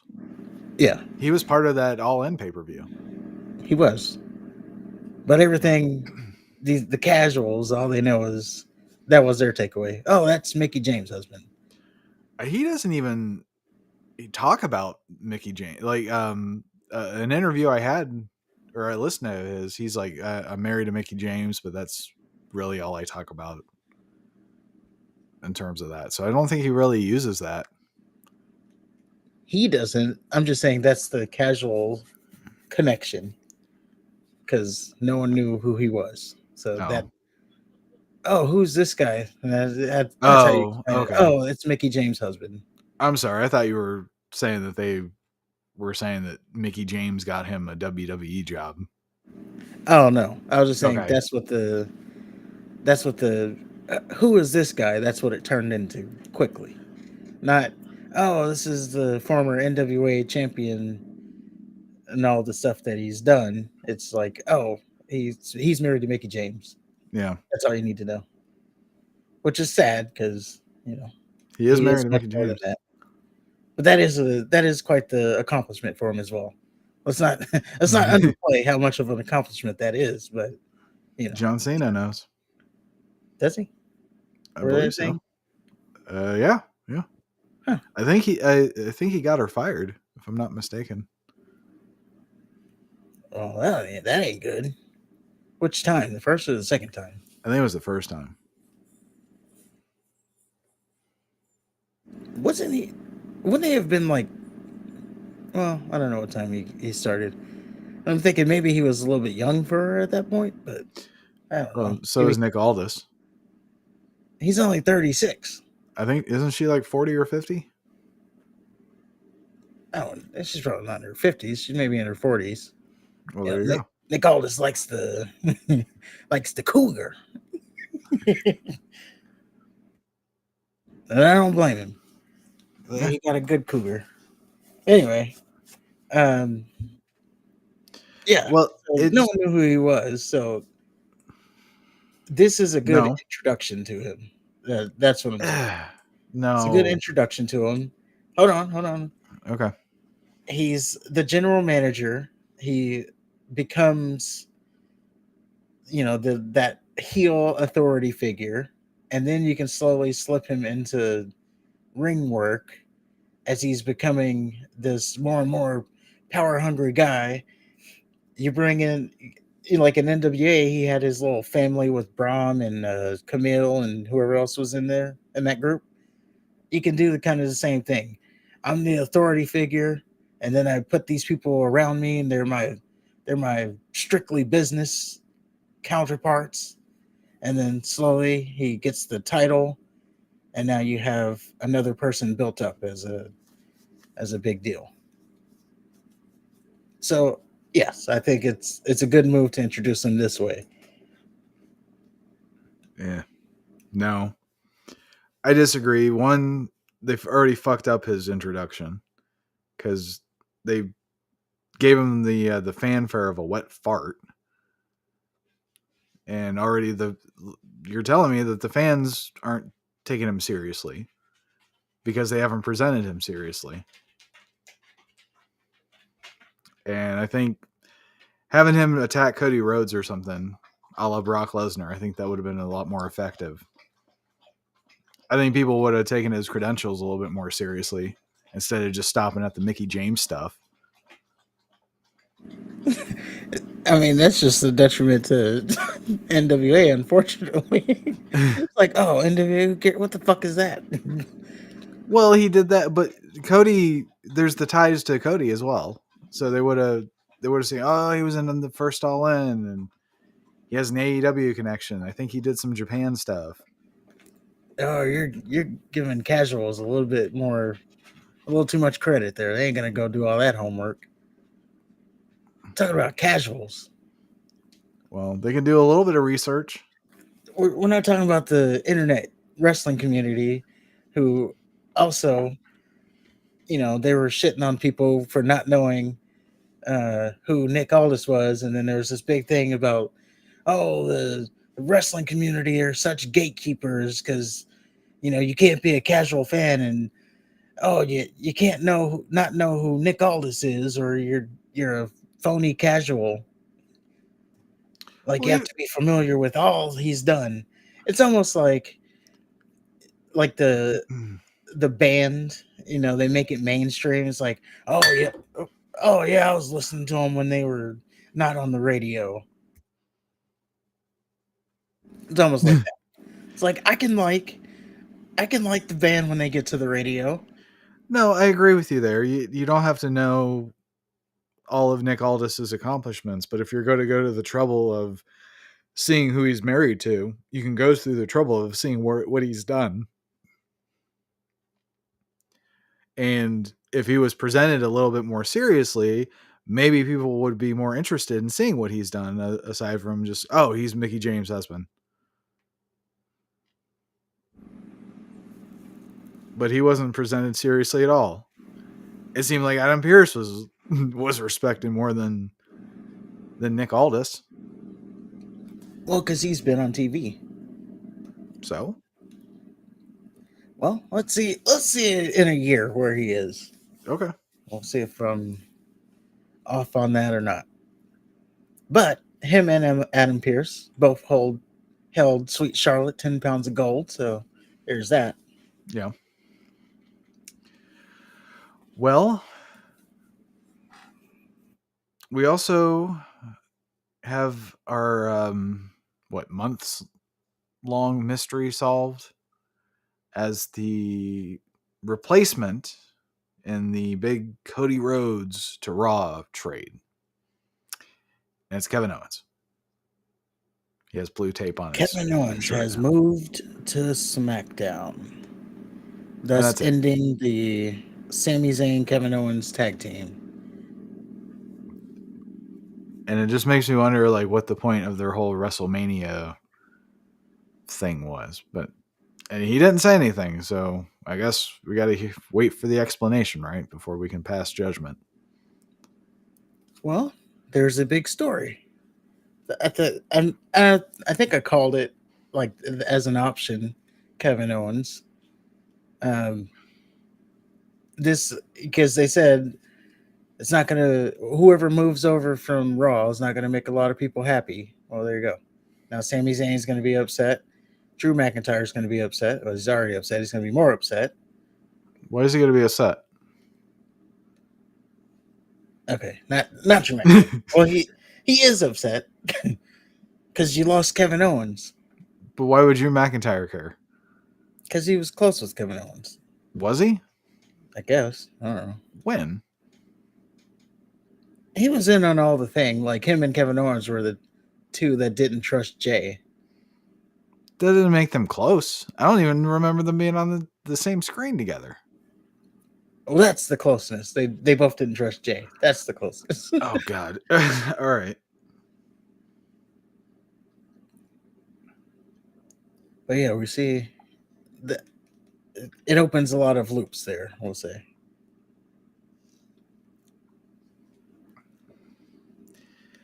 We'll see what happens. I don't know, man. I know they didn't want to bring CM Punk back, but that would have been a perfect opportunity to do so. I just think Kevin Owens is just, And again, he came out and he just came out. And he has blue tape on his shirt now instead of the silver. Oh, he got a big pop. Well, it's Kevin Owens. He's popular. Yeah. He's going to get a big pop. That's not the point. It's just in terms of, it's like trading Patrick Mahomes for, I don't know, Jimmy Garoppolo or something.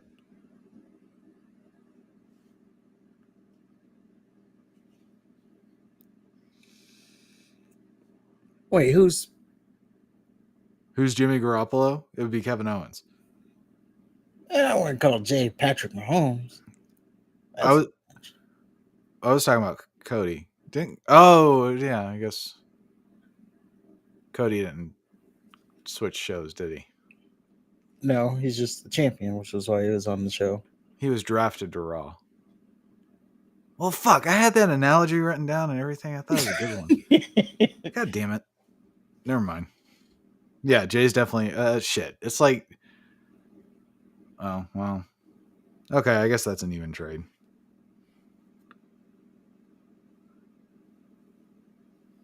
I just think they could have done better.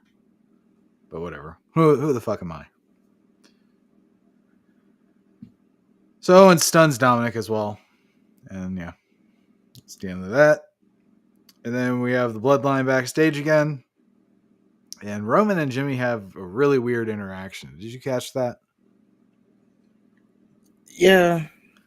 I was lost in that one. Yeah, it was like Roman was, he was freaking out about Kevin Owens being back, and he was blaming Jimmy for Kevin Owens being back, and Jimmy was like, "Wait, are you serious?" And then everyone was like, "Oh, but nah, I'm just messing with you. But imagine if I was. Imagine if I was." So was he serious or not serious? And then Jimmy leaves to handle his business with Solo. And yeah, that was really weird. Oh, and Jimmy said, "Yeah, yeah." Yeet. And Roman's like, stop saying that. Which is the only good thing about that little segment, because the other part was just confusing as fuck.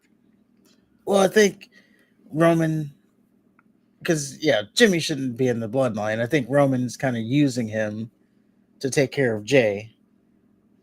So he's trying to play it cool. He's, oh, I'm not upset with you, but just handle Jay.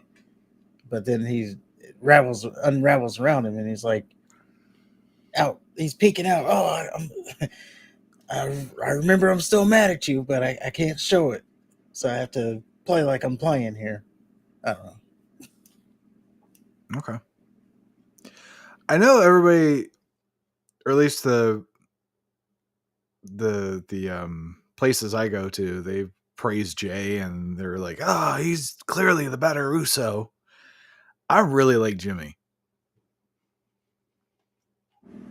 I think they're both holding their own. I gotta say, I'd rather see Jimmy on screen right now than Jay. I don't know why. Jimmy is just a little bit more unpredictable. I wish he'd win more. That's the only drawback. Yeah, they got to get that behind him. So Nick Aldis is backstage, and then he's confronted by Piggy Niven and Chelsea Green. And then Charlotte interrupts whatever they were about to say. And Nick shows that he's towing the company line by handing Charlotte a title match because he saw that she was screwed at Fastlane. Although he didn't see the week before where Asuka was screwed. I don't know. And I don't know how Charlotte was screwed. She got pinned. Bailey did something. Oh, because Asuka was tapping. Okay, I forgot. Yeah. I had to think about it too. Don't worry. Carfax and Charlotte had a moment too. So apparently they're just dragging Carfax around. A potential WrestleMania tease. Cargill and Charlotte face to face. The internet collectively came all over the place. Whatever. Like, oh, this was some people out of body experience for me. What does that even mean? What does that even mean? But these are the people that are online, so there you go. Okay. Whatever. I can't imagine any wrestler that would make me go out of body experience. I don't even know what that means. Right. All right, whatever. But yes, potential WrestleMania tease right there. And that wouldn't be the last one. No. Was there another one? Yep. Not in that room, but right after. Oh.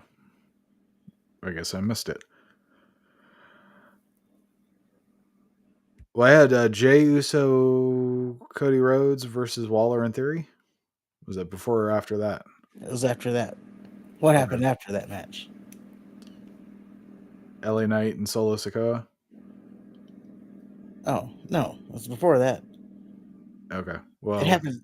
Yeah, just do the match and then you'll see. Yeah, Cody wins with the Crossroads. As Cody and Jay were celebrating, they had a moment with Roman and Jay. Cody and Jay are leaving, and then Jimmy and Solo come out to Roman's music, and then Roman comes out and he stares down Cody, and they all have like this little stare down, and And that's there it. it is right there. Another WrestleMania tease, Cody Oh, and Roman, okay. and Jimmy and Jay. Now where's Solo? Well, he's got to get someone to. What about this? No, that doesn't make sense. Never mind. I was gonna say Braun Breaker, but it doesn't make sense at all. Ugh. Braun Breaker versus Solo, WrestleMania. Dijak. Well, he's getting a title match. When? I think they teased it at the end of. Yeah, they just teased it at the end of NXT. NXT Mania, they called it. Yeah, so he has plenty of time to lose that, and then he Oh, can. yeah, we're not even close to WrestleMania. Yeah, Forgot. he can wrestle Solo at WrestleMania. He can be like the co-main event. He can main event night one There you go. against Solo. You're big on him, don't you? Always supposed to say Dijak. Yeah, I'm big on him. There you go. Not for ain't talking about no main events. Yeah. Let's put him in the mid card. Hashtag Dijak main event. He can take the mid card title. Main event Yeah. Dijak. That just rolls off the tongue. There you go. But yeah, Jimmy and Jay, we got that stare down, and then Okay. Cody and Roman that stare down. So those are two WrestleMania teases, and then coupled that with the Charlotte and Cargill stare down. That's another WrestleMania tease. So potentially we already have 3 WrestleMania matches set. Well, it'll be interesting to see if we get Cody and Roman again. It'll be interesting to see how we get there because the whole Raw SmackDown thing, even though it doesn't matter. Well, he's the champion, but yes, it doesn't matter. And as I remember, I said they better be careful here because LA Knight might catch too much fire. And then there's going to be that conversation again. Oh, it needs to be LA Knight Well, instead now of he's getting a Cody. chance. But he's not getting a chance. They teased it. All right. There's no match set yet. Well, So they Roman. had it at WrestleMania. So after the tag match, LA Knight, he beat Solo Sikoa with a BFT. Jimmy, he tried to interfere, but Cena FU'd Jimmy. And Solo hit Cena with the spike. And then as LA Knight was celebrating, Roman speared LA Knight. So I don't know. Roman put his hands on him. So I think at some point that they're going to wrestle. And I think it's going to be at Crown Jewel. If Roman's scheduled to defend his title, and Cena even said at the beginning of the show that he's not here to challenge him, LA Knight is.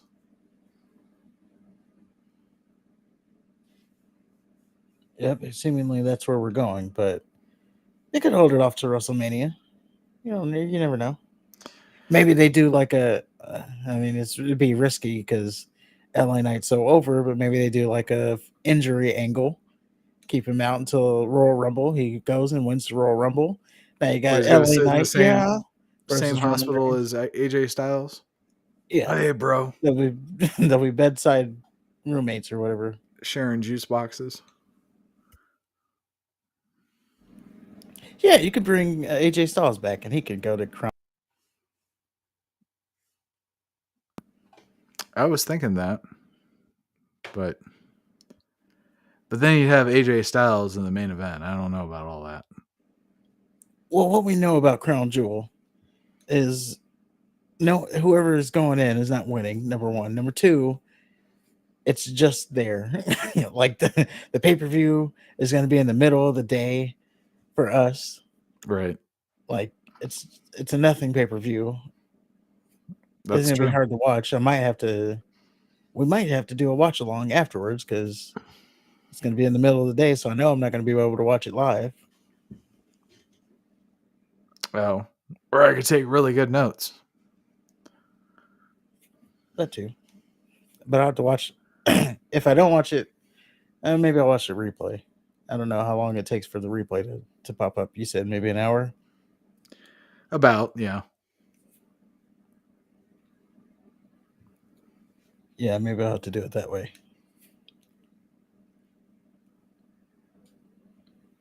But yeah, those pay-per-views don't really add too much to the whole overall story. It's just like they're doing it to do it. Oh, speaking of Crown Jewel, just one little side note, not relevant to anything here. Mansoor, if you want to call him. He was on his Twitch stream talking again, and people were watching it for still. I don't know why, but he said the reason he wasn't on NXT ever is because they had the Saudi. They had the deal where he was supposed to be like the big draw, undefeated draw. So he wasn't supposed to wrestle on NXT because they didn't want him, to lose. Didn't you already say this? Did we say that last week? I think this sounds familiar. He said it after he got fired. I just don't know if we brought it up or not. I remember talking about it. Oh, okay. Well, there you go. I'm going to say it again then. There you go. So, yeah, it was contracted that he couldn't lose. Well, we're just going to have to wait and see what happens with LA Knight and Roman and all that stuff. It is refreshing to see Roman back. I am disappointed. If I were to just get my overall thoughts, Roman should have came out when Dominic was in the ring. Superman punched him. And then he should have leaned over and said, "Tell mommy her ass is next." There you go. And then Roman comes back on Raw and he fucking just fucks up the entire fucking Judgment Day. And he says, "Don't ever put the Bloodline's name in your mouth again. keep my family's name out your fucking mouth." There you go. Okay. I'm gonna.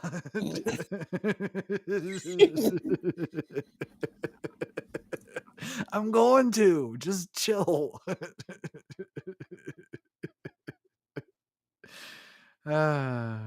Just standing there. Yep.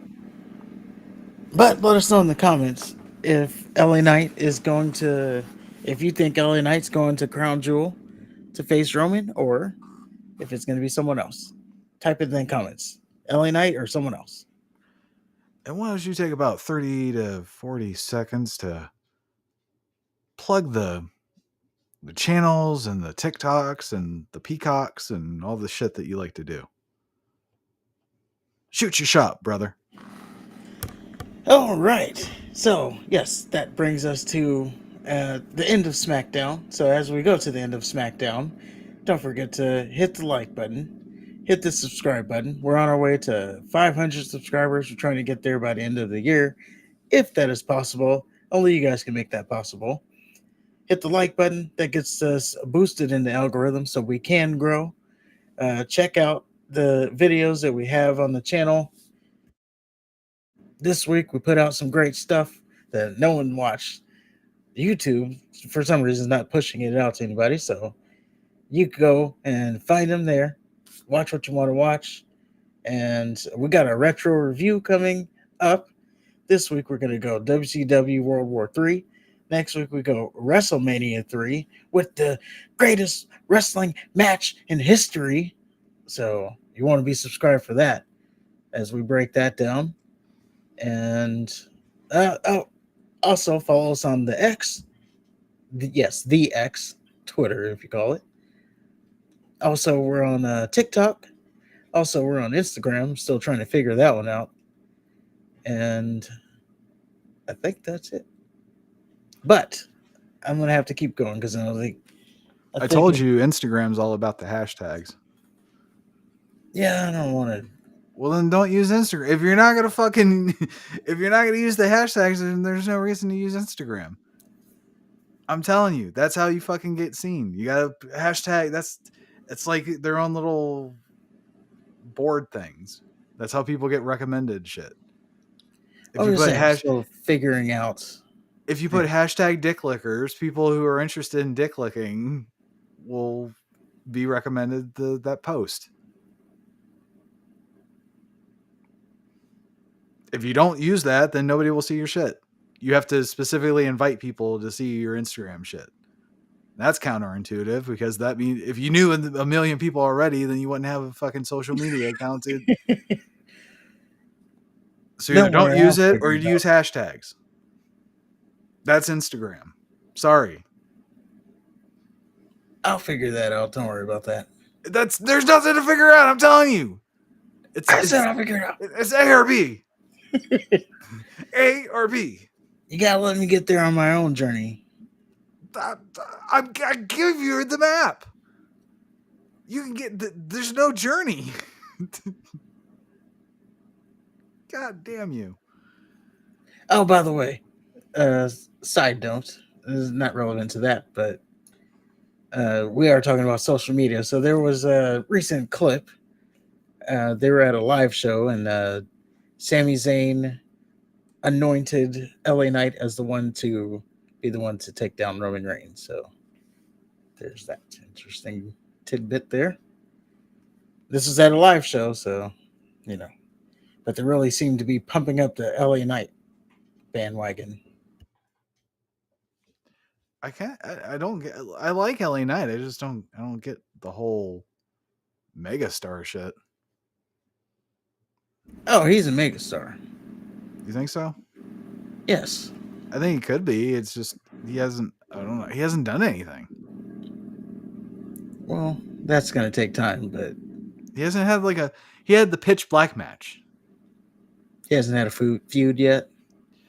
He had the Miz. That's the only feud I can remember. He hasn't had like a moment. He hasn't had. He hasn't had anything. He's just been. He's been toiling around in the mid card, and he's been pretty much a loser. And then he feuded with the Miz. He finally won something, and then he did the tag match, and then now he's with Roman. There's nothing. I don't know. Well, even through all that, he's atop the Yeah, I merchandise get it. sales. He's atop the ratings. So I just, as a fan, that's when we talk about megastar. That's what we talk about. Talk about the numbers. that's great. But as a fan of wrestling, it don't make no sense to me. Well, there you go. I don't know. I don't see him on Roman's level yet. Well, he's definitely not. He's got some build to go, but I mean, we are on the same page of it's too soon, but and we might be the only one saying it. So there you go. Put it out. Clearly. We got to get it out to everybody so they know where it came from. It's too soon. Do you have Netflix? No. Oh, okay, never mind then. Talking about that new movie or whatever that's coming out. The Wrestlers. Wrestler. Yeah. I watched about 5 minutes of it. Oh, not good. Well, Al Snow's in it, which is good, but sometimes he can come off as a little bit arrogant and he talks over your head. He means well, I think. But, you know, it's kind of like a doctor explaining brain surgery where it's like, you know, they know how to do it, but you don't necessarily know how to do it, but they're not going to take the time to explain the little nuances to help you get to the point to what they're talking about. Does that make sense? Yeah. So that's Al Snow sometimes. And then they had like wrestling journalists or a wrestling journalist give his opinion on some shit. And I was turned off.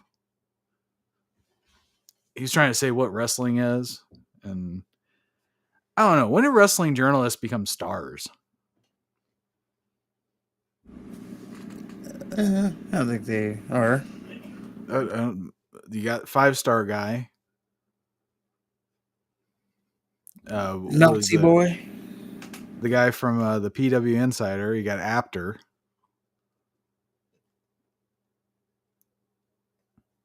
I don't know. There's just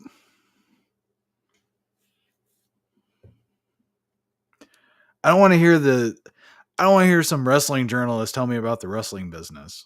You can tell me like, who got released and who told you some shit, but don't fucking try to tell me about something you've never done.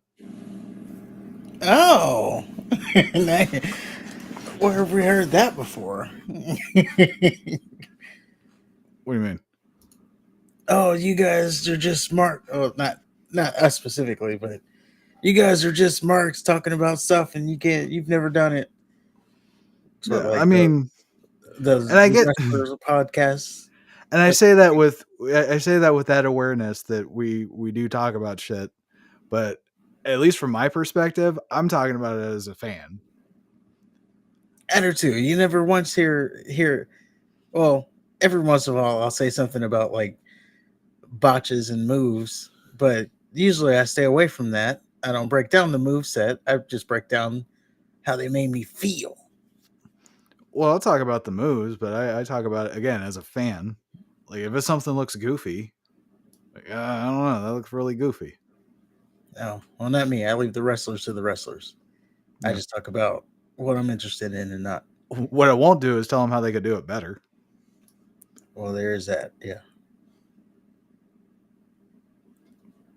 But anyway, I don't even know what we were talking about. Oh, the journalist and the wrestler show. Yeah, so that Or just kind of turned me documentary. off. I don't know which one it is, but Wrestlers is what it is. no, I said I don't know if it's a documentary or a show. I think it's a little mini documentary, like a little mini series. No. Okay. Or maybe it is a show. I don't know.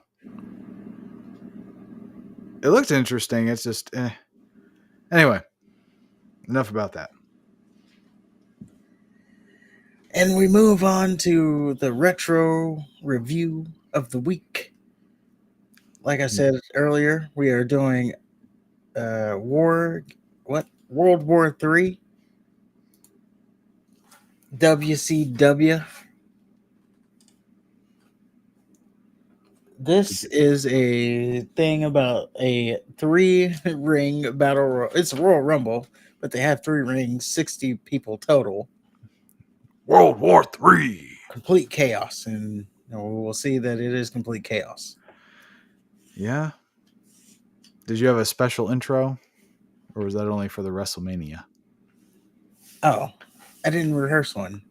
God, okay. Okay, hold on. Wait. Let me try one. What's up, guys? Welcome back to the. Okay. No, next. I'm still working on it. Hey, I'll get one. Fair enough. So, yeah, the main event is a 60-man battle royale that will take place in not 1, not 2, but 3 rings. Tony Schiavone, he wisely picks Hulk Hogan to win because he is participating. And Heenan picks Macho Man, Ric Flair, and the Giant. So he's got all his bases covered there. Yep. Classic Heenan. Yep. And we move on to a Mean Gene Okerlund interview. And he's with Hulk Hogan, Randy Savage, and Sting. Mean Gene says Hogan is the favorite for the War Games match. Hogan says he took a walk on the dark side, but now he knows who his friends are, and the dark side will be no more.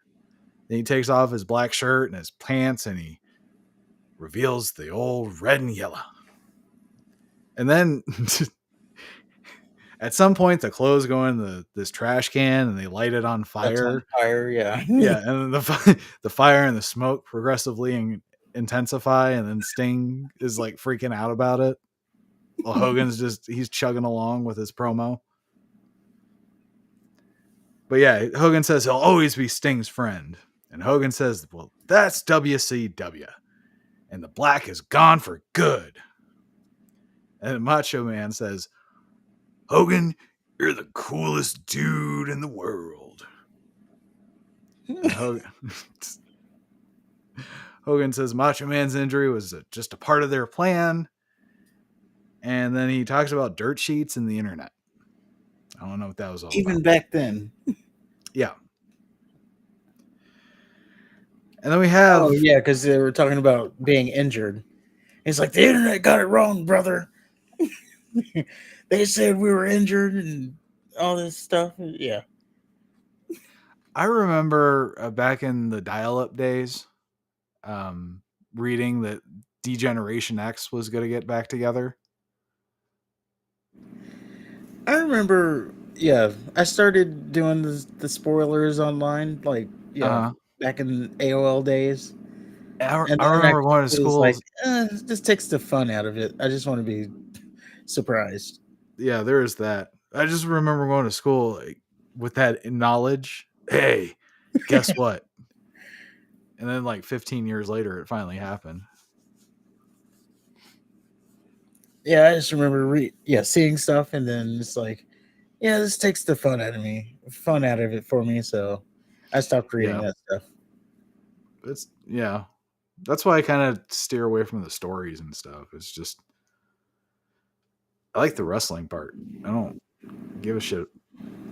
It's nice to know who's going where, or if something really big happens, like, a major star choking out a lesser star. Yeah. But anyway, that's the present. We need to go to the past. And DDP versus Johnny B. Bad for like the bajillionth time is our first match of the evening. It is for the WCW World Television title match. Yeah, I think this is the third or second pay-per-view in a row. I don't know. I think it's second. It just feels like there's the one with the second. There's the one with the Max Muscle interference, and then they have this one. Yeah. So Diamond Doll reveals that she is going to go home with the winner of the match, which means that she is a whore. Which means she's going to do sex on someone. Yes. And speaking of which, Tony Schiavone is so enraged at the idea of DDP having sex with his wife. Like throughout the match, why is she going home with him? What is it? What is she thinking? Why is he with her? And they didn't really confirm. Like at first it was like, oh, she's just his manager. But then when she talked about she's going home with the winner, and Diamond Dallas Page wouldn't know a 10 if it was staring him right in the face. And and she's like, because you only want the championship. Forget about the one who cooks for you and cleans for you. It's like, okay, there we go. Right. Now we've drawn the line in the sand. This is now a couple, and they're just not a manager or whatever it was that Diamond Dallas Page was doing.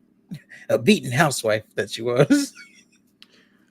I don't know what because the faces she made where she was like, I don't know what she was trying to tell. She was just all whimsical, like, oh, he's so abusive. Gee golly. Yeah. Johnny B. Bad wins with a springboard leg drop. And the Diamond Doll, she hugs Johnny B. Bad like a Stockholm victim. And then after the match, Mean Gene Okerlund interviews Johnny B. Bad. After, before that, he says, whoa. There's breaking news regarding the WWF steroid scandal. However, the only way you can find that out is by calling the WCW hotline. Which I thought was funny. Yeah, they're really pumping that hotline. Yeah. But anyway, he interviews Johnny B. Bad and the Diamond Doll. And Bad says that he's more than happy to put Doll in all the positions that she wouldn't get for Paige.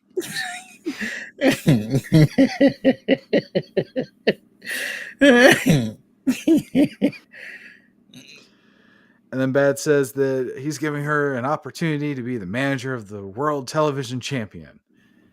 But don't give your answer right away. But she already said at the beginning of the pay-per-view or the match that she's leaving with the winner. So I thought that it's been established already, but she's like, "Oh, I'll give it some time. Yeah. Yeah, Thank you." she just said she was doing it. Yeah. Like She's she not added gonna. stipulation, and now she's thinking about it. Yeah, she's like, "Oh man, he's gonna put it in my asshole. Like, let me rethink this."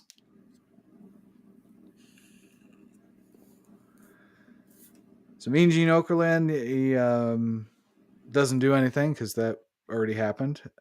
We have a special taped fist challenge versus it's Big Bubba Rogers, aka the Big Boss Man, aka Ray Trailer, versus Hacksaw Jim Duggan.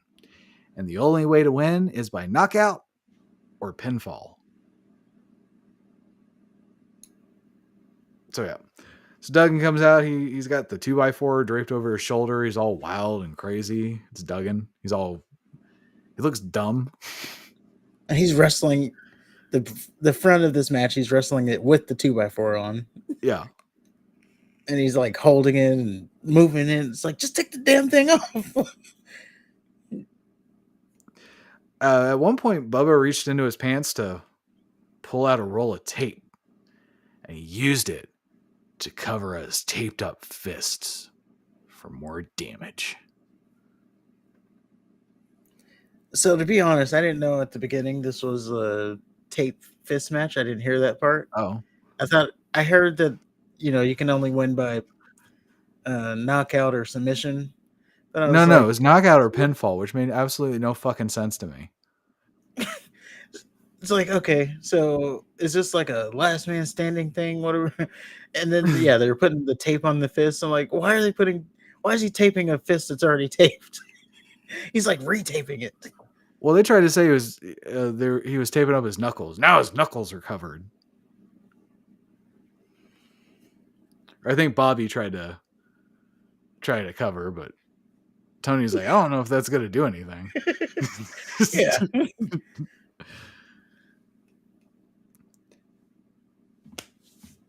So at one point, VK Wall Street, aka IRS, comes out with a chain wrapped around his fist. And then Duggan hits Wall Street with the 2x4. And somehow Bubba gets the chain and he knocks out Duggan for the win. And I rewind it like three times, and it looks like, because they said the IRS tossed it in the ring, and I didn't see how he could have done that. Yeah, I didn't see it either. Unless when he got hit, it like flew over. That's the only thing I can think. I didn't watch it back or anything. Right. That was the only thing I think. It's like he got hit and then it flew and then just so happened to fall where Bubba could get it. That's what I thought, but I just didn't see how because when he got up, he didn't make a throwing motion or like he didn't even sidearm it. So I don't know. To me, it looked like he still had it. Maybe he did. Maybe they had to. I don't know. Yeah. So, yep. Bubba wins. It was actually pretty realistic because it was very sudden. With he wrapped the chain around his fist and uppercutted Duggan. And boy, did he get him with that uppercut. My goodness. Like he uppercut the shit out of him. It was like a Ryu. Oh, you get like he really took that uppercut with that chain. Sure did. It's like, wow, you ain't seeing that today. And a few years later, Bubba has a tape fist match with I don't know if it's a tape on a pole match or some shit with Shark. Oh boy, that should be interesting. It was pretty good. It's about the same as this one. Oh, we'll get there. Yep. So Mean Gene comes back. He's interviewing Ric Flair. And Sting wants revenge or some shit. And Flair said Sting tried to end Flair's career. So now he's back one more time. And then Gene and Flair talk about the main event.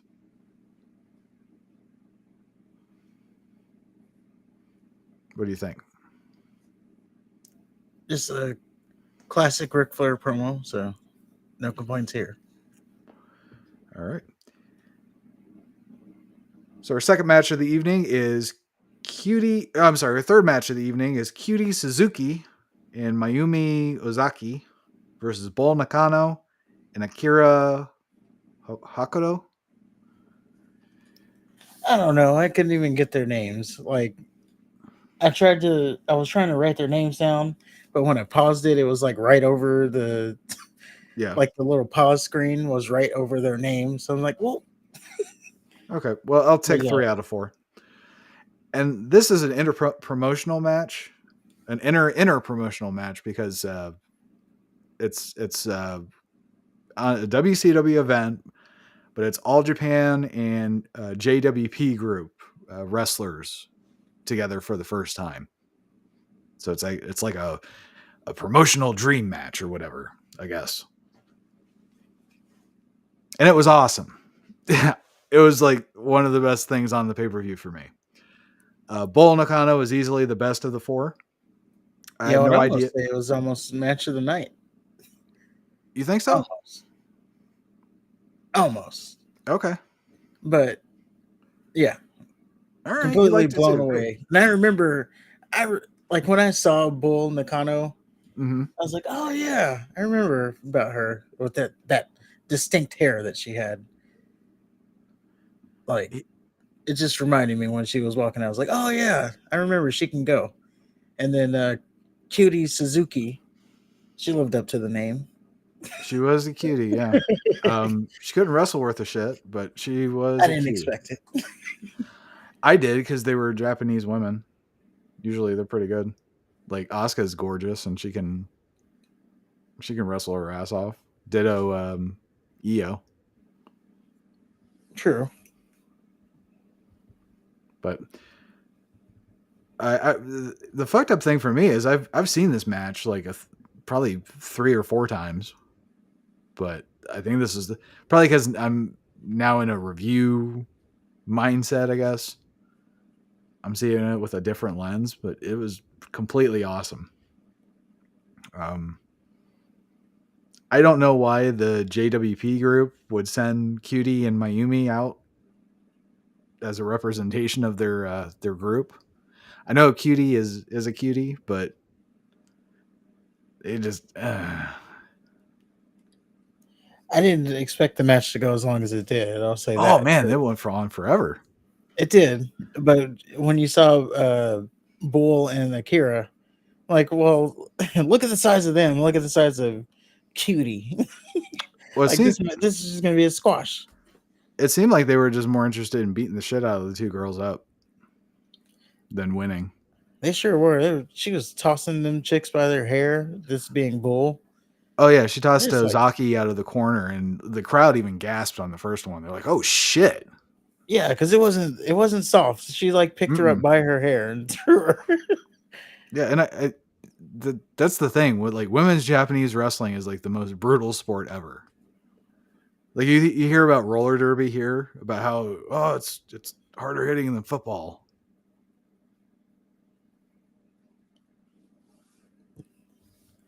I haven't seen roller derby, but I could imagine that they do get pretty physical.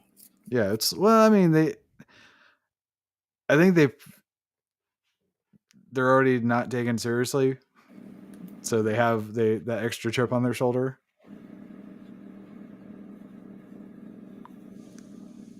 Fair enough. Anyway, Nakano finally hits a guillotine leg drop on Ozaki for the win. I didn't care for the little double submission and the multiple coup de grace things. Oh, I did. I liked it. They just Okay. like took turns. 1, 2, 3. It went on And too then long. she actually kicked out. So Yeah. I thought that I thought the little girls were gonna win. I thought I that's the actually story thought they that were was the going to end. tell. But no. I loved when the Hokado, she dragged Ozaki to Suzuki and just held her hand out, just out of reach. Yeah. Ah. And then Suzuki would almost get her, and she'd slap her hand down. And they were all screaming in Japanese, and so that just made it sound so primal. It sounded like a fight. It was great. It was the best. Yeah, I'll say it. It was the best match of the night. All right. And you said last week that because WrestleMania has had a women's match each night, and I think this is the first WCW women's match that we've seen since we started doing this. Yep. However, and they delivered. Yeah, WCW might not have women's wrestling, but they didn't put on shit just to have women's wrestling. Yeah, just to check a box. Yeah. They're like, okay, you're going to be on the card, but it's because, you're going to put on the match of the night. And I know we're grading this on one match. I don't know what they've done before or since, but based on what we've covered so far, home run. Absolutely. So Mean Gene, he pimps the hotline again, and he brings out Lex Luger and Jimmy Hart. Lex Luger is facing the Macho Man. Hart says Macho Man is looking like the next world champion.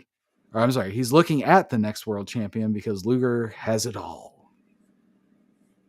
Then Luger says he's the past, present, future of WCW. And he's breaking Macho Man in a bunch of pieces. And he's looking at the floor like he's autistic. Did you happen to notice that?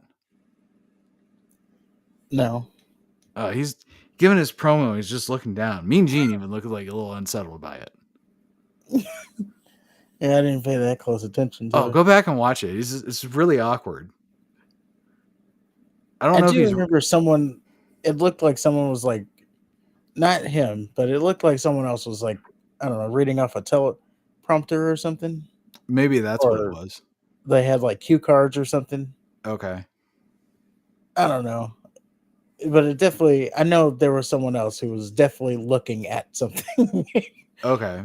That makes sense then. Because he's just looking down the floor, like, I'm gonna beat him. Not making eye contact. Just it was weird. So after that, we have Chris Benoit versus Kensuke Sasaki. It's for the U.S. title for WCW. And before the match, Sonny Ono says Benoit is an American wannabe, which I thought was funny how he said it. I don't know why. And of the two, I have to say that Sasaki had the more impressive mullet by far. Yeah, the like triangle cut into it. Yeah, he had designs. It's pretty good. I thought it was a great match. It was like watching Benoit versus a Japanese Benoit because they both had like the same build, same mullet. They both worked the same. They both beat the shit out of each other. There was one part where Benoit did a suicide dive and hit his head on the guardrail. Yeah. That was interesting. And then when he hit the headbutt from the top rope. Uh-huh. Yeah. Good stuff. He hit him with everything. The rolling German suplexes. He got him with a tombstone. But wasn't enough. Sasaki, he retained his title with a brainbuster. I thought that was a great match too. It was, but I was on the fence here. Yeah. I was like, because obviously the history of Chris Benoit. I just couldn't get into the match because the whole time I was thinking about. Really? He's doing the headbutt. I'm like, that's probably led him to doing that shit. Oh, definitely when he hit the guardrail. I'm like, oh, there it is. I see it. Yeah. This is the moment. This is what leads him to doing what he did. So yeah. Yeah. It was funny too because he just got up and shook it off. I'm like, damn. I thought it It'll was a good turn, match. I but can I get don't past know. that. You can call me what? Yeah, I know you're gonna have to call me some names here, but I might have to skip out on Chris Benoit matches. Just hey, you skip matches all the time, so I I might have to skipped. skip his I matches. skipped shit. Well, there's a lot going on there with that Chris Benoit guy. What? You just, I said you're gonna have to call me some names, but you know, I'm gonna have to order some well, soy latte tomorrow. I'm sure I'll come. I say that, but I saw so like it accidentally started like auto playing one pay-per-view. I didn't see what it was, but it yeah. starts auto playing and we got Benoit versus Juice and Thunder Liger. So I was Oh like, shit. oh man, I don't want to I don't want to watch Crimson Ball matches, but come on. I gotta watch that one. Yeah. I don't know, man. I can. I don't have any problem with the Chris Benoit matches. I get that. I get what he did, but that doesn't erase the fact that he had really good wrestling matches. And if the point of what we're doing is to watch the shit,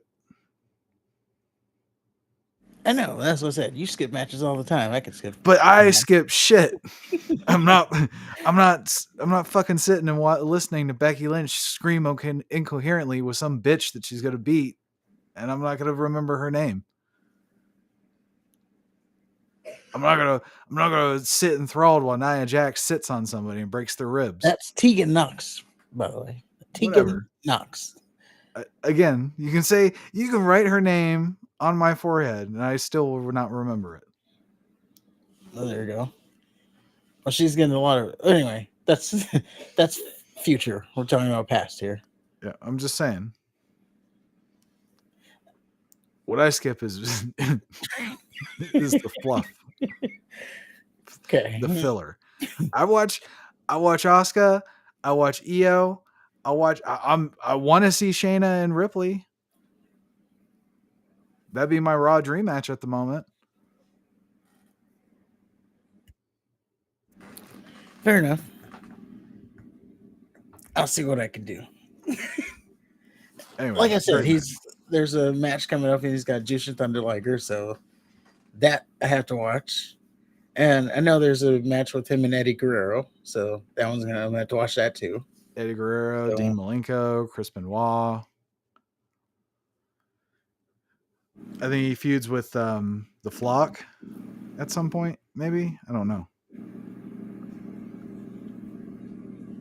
maybe. Oh yeah, we still got to get Raven. Yep. So Oh, dude, when I was doing the banners, I was like, oh shit. And then it got to the point where Russo came and like, oh no. Oh, it's gonna turn. there's some stuff we have to look forward to. I'll just say that. Yeah. Not like we're out of the woods yet. I think there's some sort of cage match or something that this year we get to see. Well, we'll see. Yep. Anyway, where did I leave off? Gino going with the Dungeon of Doom. Dungeon of Doom, and Sullivan said the Giant is the uncrowned champion, and any smart man will bet on him to win the main event. Jimmy Hart says they ain't scared of Hogan wearing the red and yellow, and the Taskmaster is the only one that wears red and yellow in WCW. Giant says he knows the Battle Royal is going to come down to him and Hogan. And then he says, roses are red, violets are blue. I'm going to kick your butt to Kalamazoo. Yeah, and then starts wailing around. And I have no idea why he just busted out to a poem.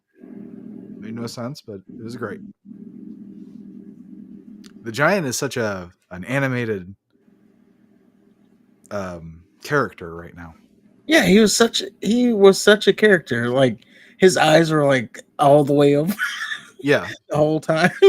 and every time he laughs, he does the lean back, Yeah. the ah, like a true villain.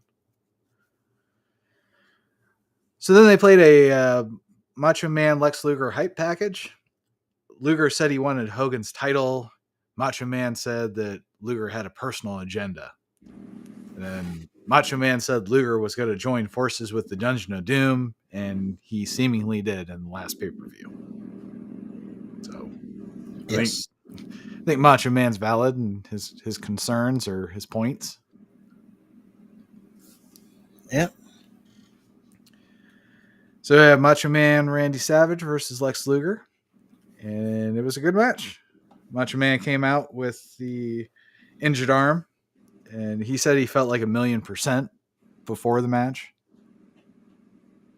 And he showed it. He started off by just kicking Luger's ass from one side of the ring to the other. And Luger was selling it and screaming, and, "Oh, oh!" I love it. I might be a fan of Luger when it's all said and done. I remember thinking of Luger the same way I think of Drew McIntyre. I always liked him. I mean, he had the physique. Yeah. He always looked like a big deal. Well, I was always biased with Hogan, but now that I'm watching Hogan with older eyes, I don't know. He's definitely geared towards children. Yeah. Although, But it's vintage Hogan, and it's very entertaining. and we haven't seen Hollywood Hogan yet. Right. So hopefully we'll get somewhere with that.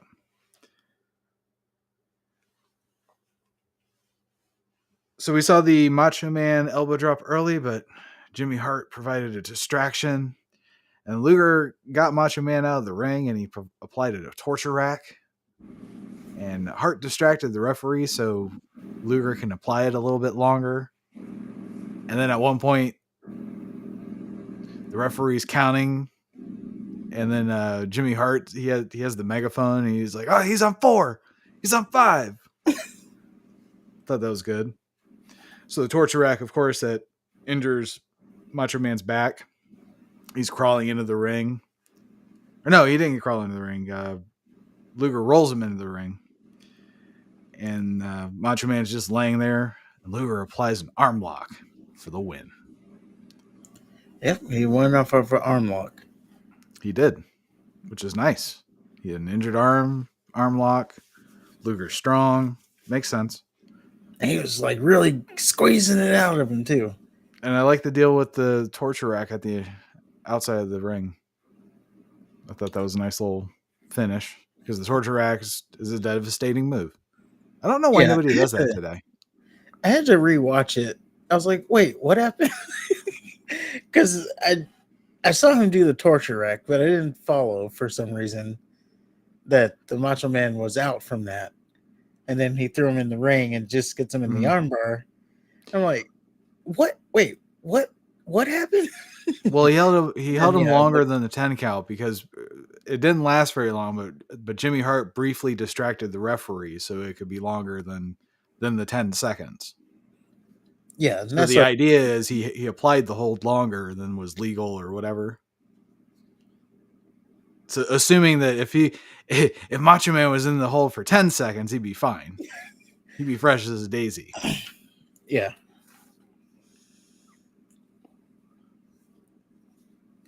But so it was a good ending there. Yeah, I liked it. It was a good story. And I think Macho Man lost. Didn't he lose the last pay-per-view to Luger? Yeah, that little weird match. Well, it's kind of a DQ thing. Okay. Because remember the Dungeon of Doom attacked? And that's when like Luger actually joined, I guess. Or maybe he didn't, but maybe he did too. Still don't quite know if he's officially in the Dungeon of Doom. Yeah. Well, he did refuse to let go of the arm bar that he had on Savage. He had it on for so long that Sting came out and told him to let go, which he did. Yes. And they played up that him and Sting are going to be tagging uh, on Nitro that we don't watch, and so he's still playing the fence, I guess.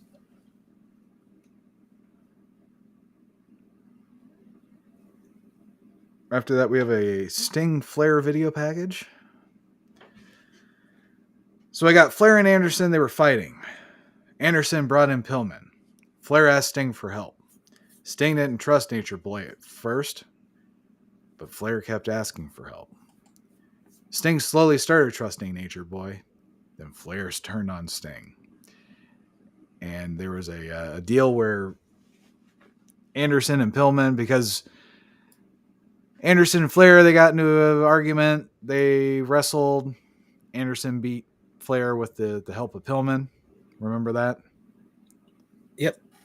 So at one point, Anderson and Pillman challenged Ric Flair. Well, Ric Flair needed a tag team partner. Who better than the Stinger? Well, at some point, they get into a match, but Sting doesn't show up. So it's basically a handicap match. But eventually, Sting shows up to save the day. Well, at the last pay-per-view, same thing happened, just it was Ric Flair that didn't show up. But Ric Flair shows up, takes down Sting. And rejoins the Horsemen. And he reforms the Horsemen. Yeah. And that brings us to Sting versus Ric Flair. And the match starts off with both men meeting in the middle of the ring. Flair puts out his finger, and Sting tries to bite it. I don't understand what the big deal of Sting was. But that's just me. Sherry and Colonel Parker, they come out for some reason. Don't know why. And then Ric Flair used all 3 rings to get his ass beat in. And then Sting wins with his sharpshooter. Scorpion Deathlock.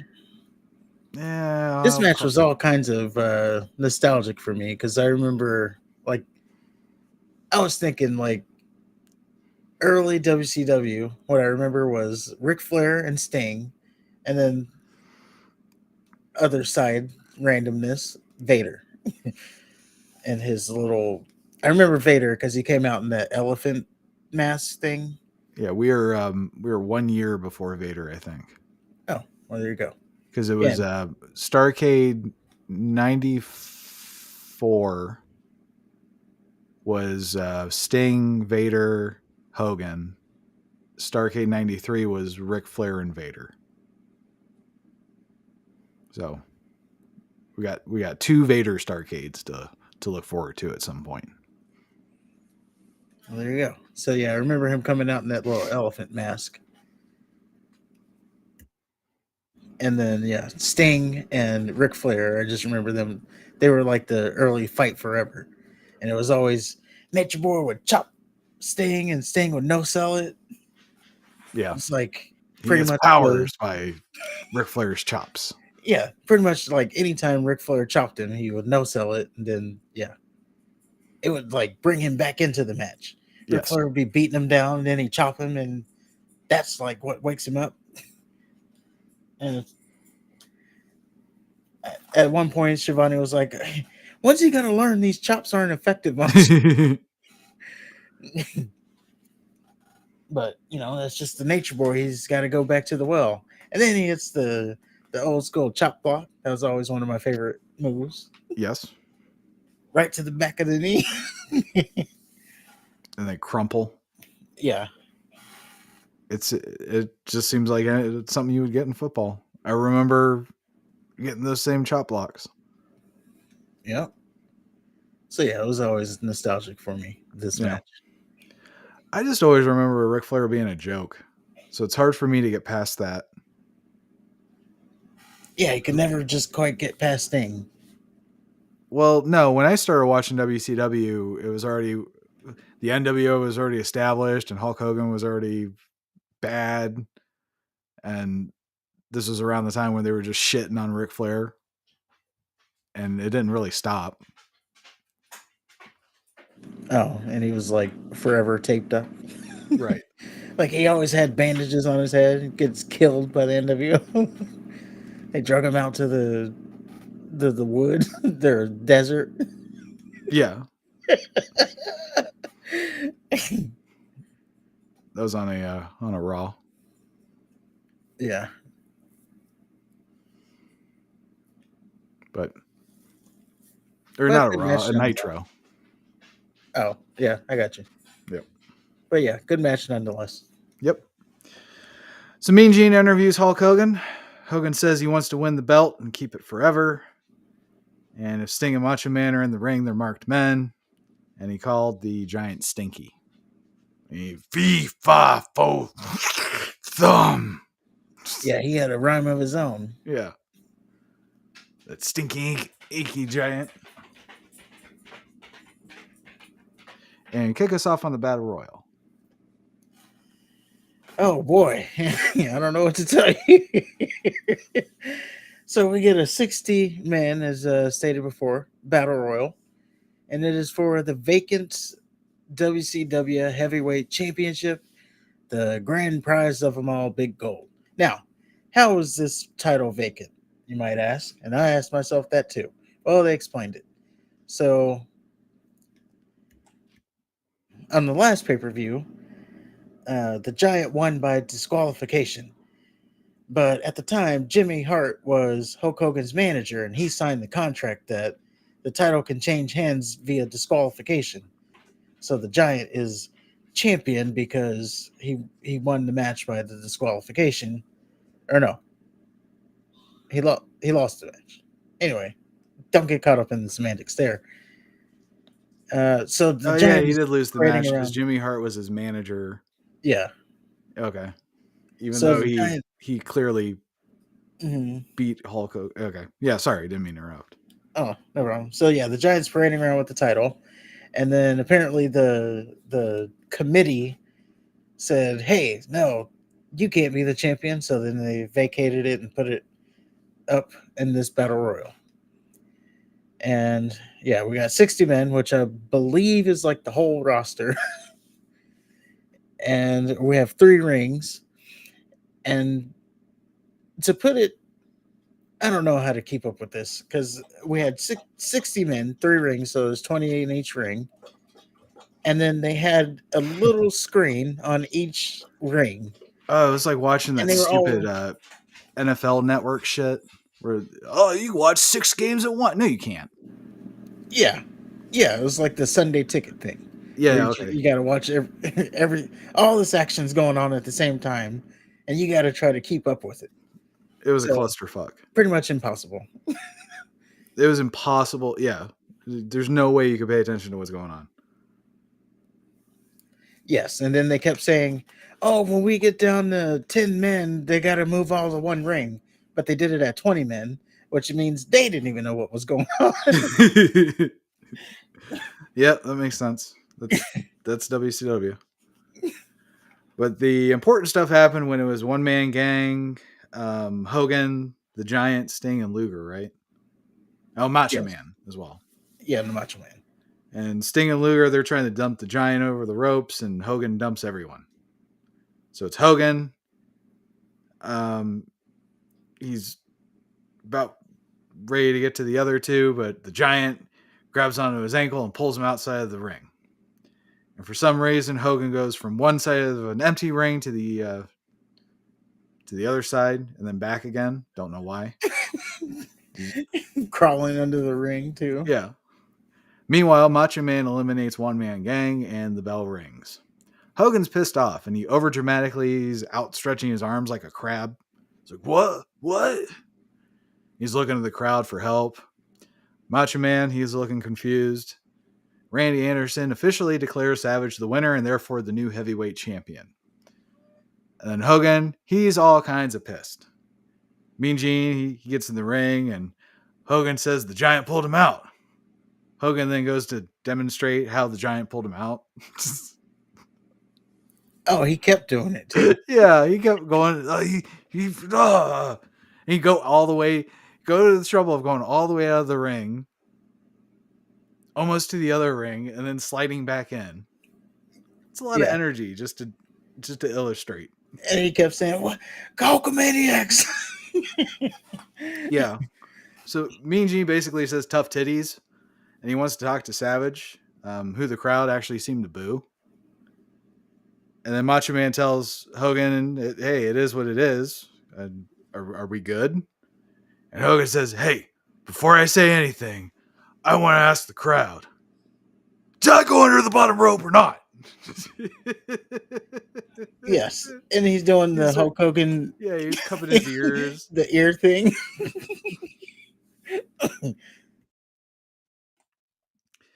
And that's what's great about Hulk Hogan. Like he really works the crowd.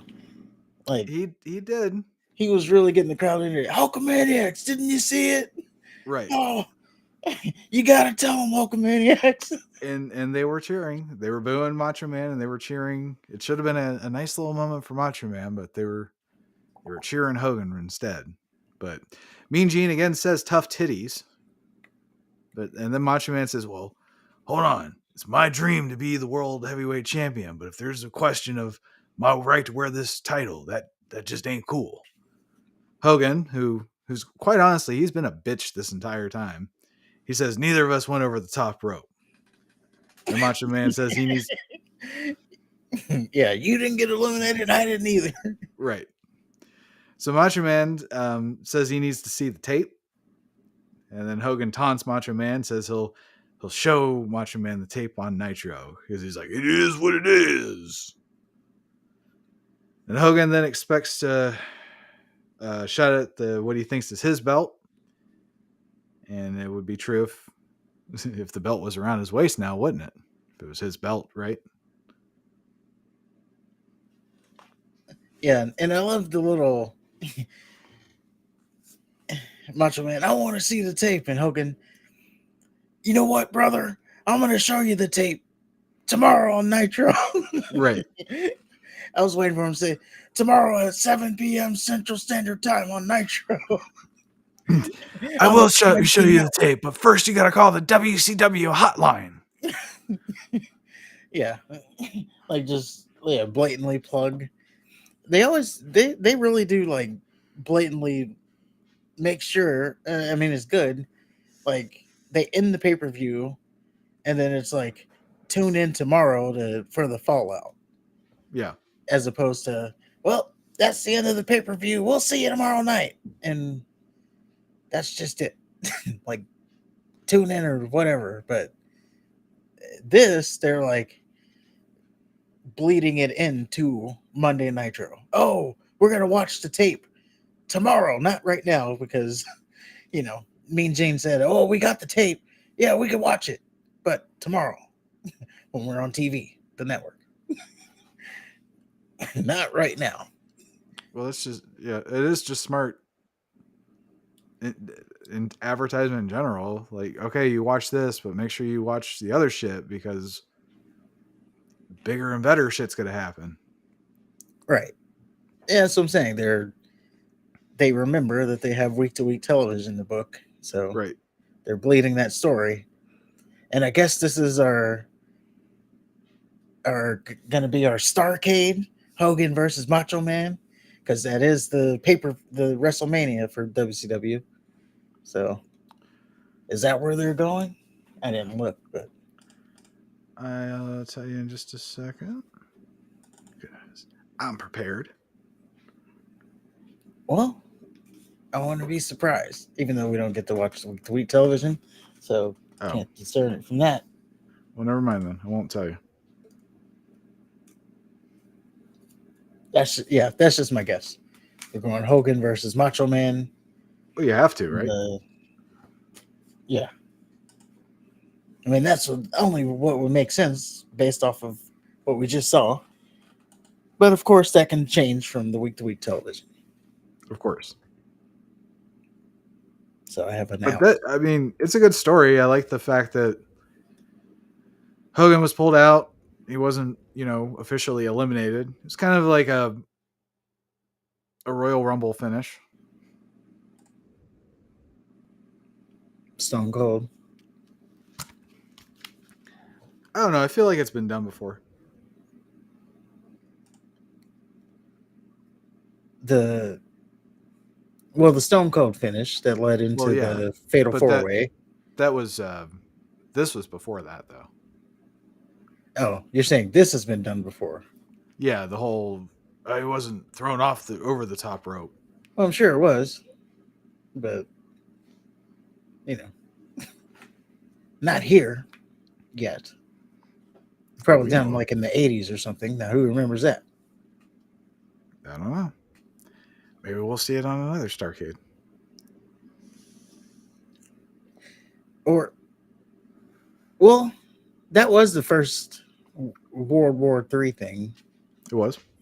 Yeah, they said it. This was the inaugural, or maybe they didn't say it. Maybe there was more, but Or on yeah, Peacock, this was the first one. Like this was season 1. I think it was the first one. Their pay-per-view schedule was kind of light.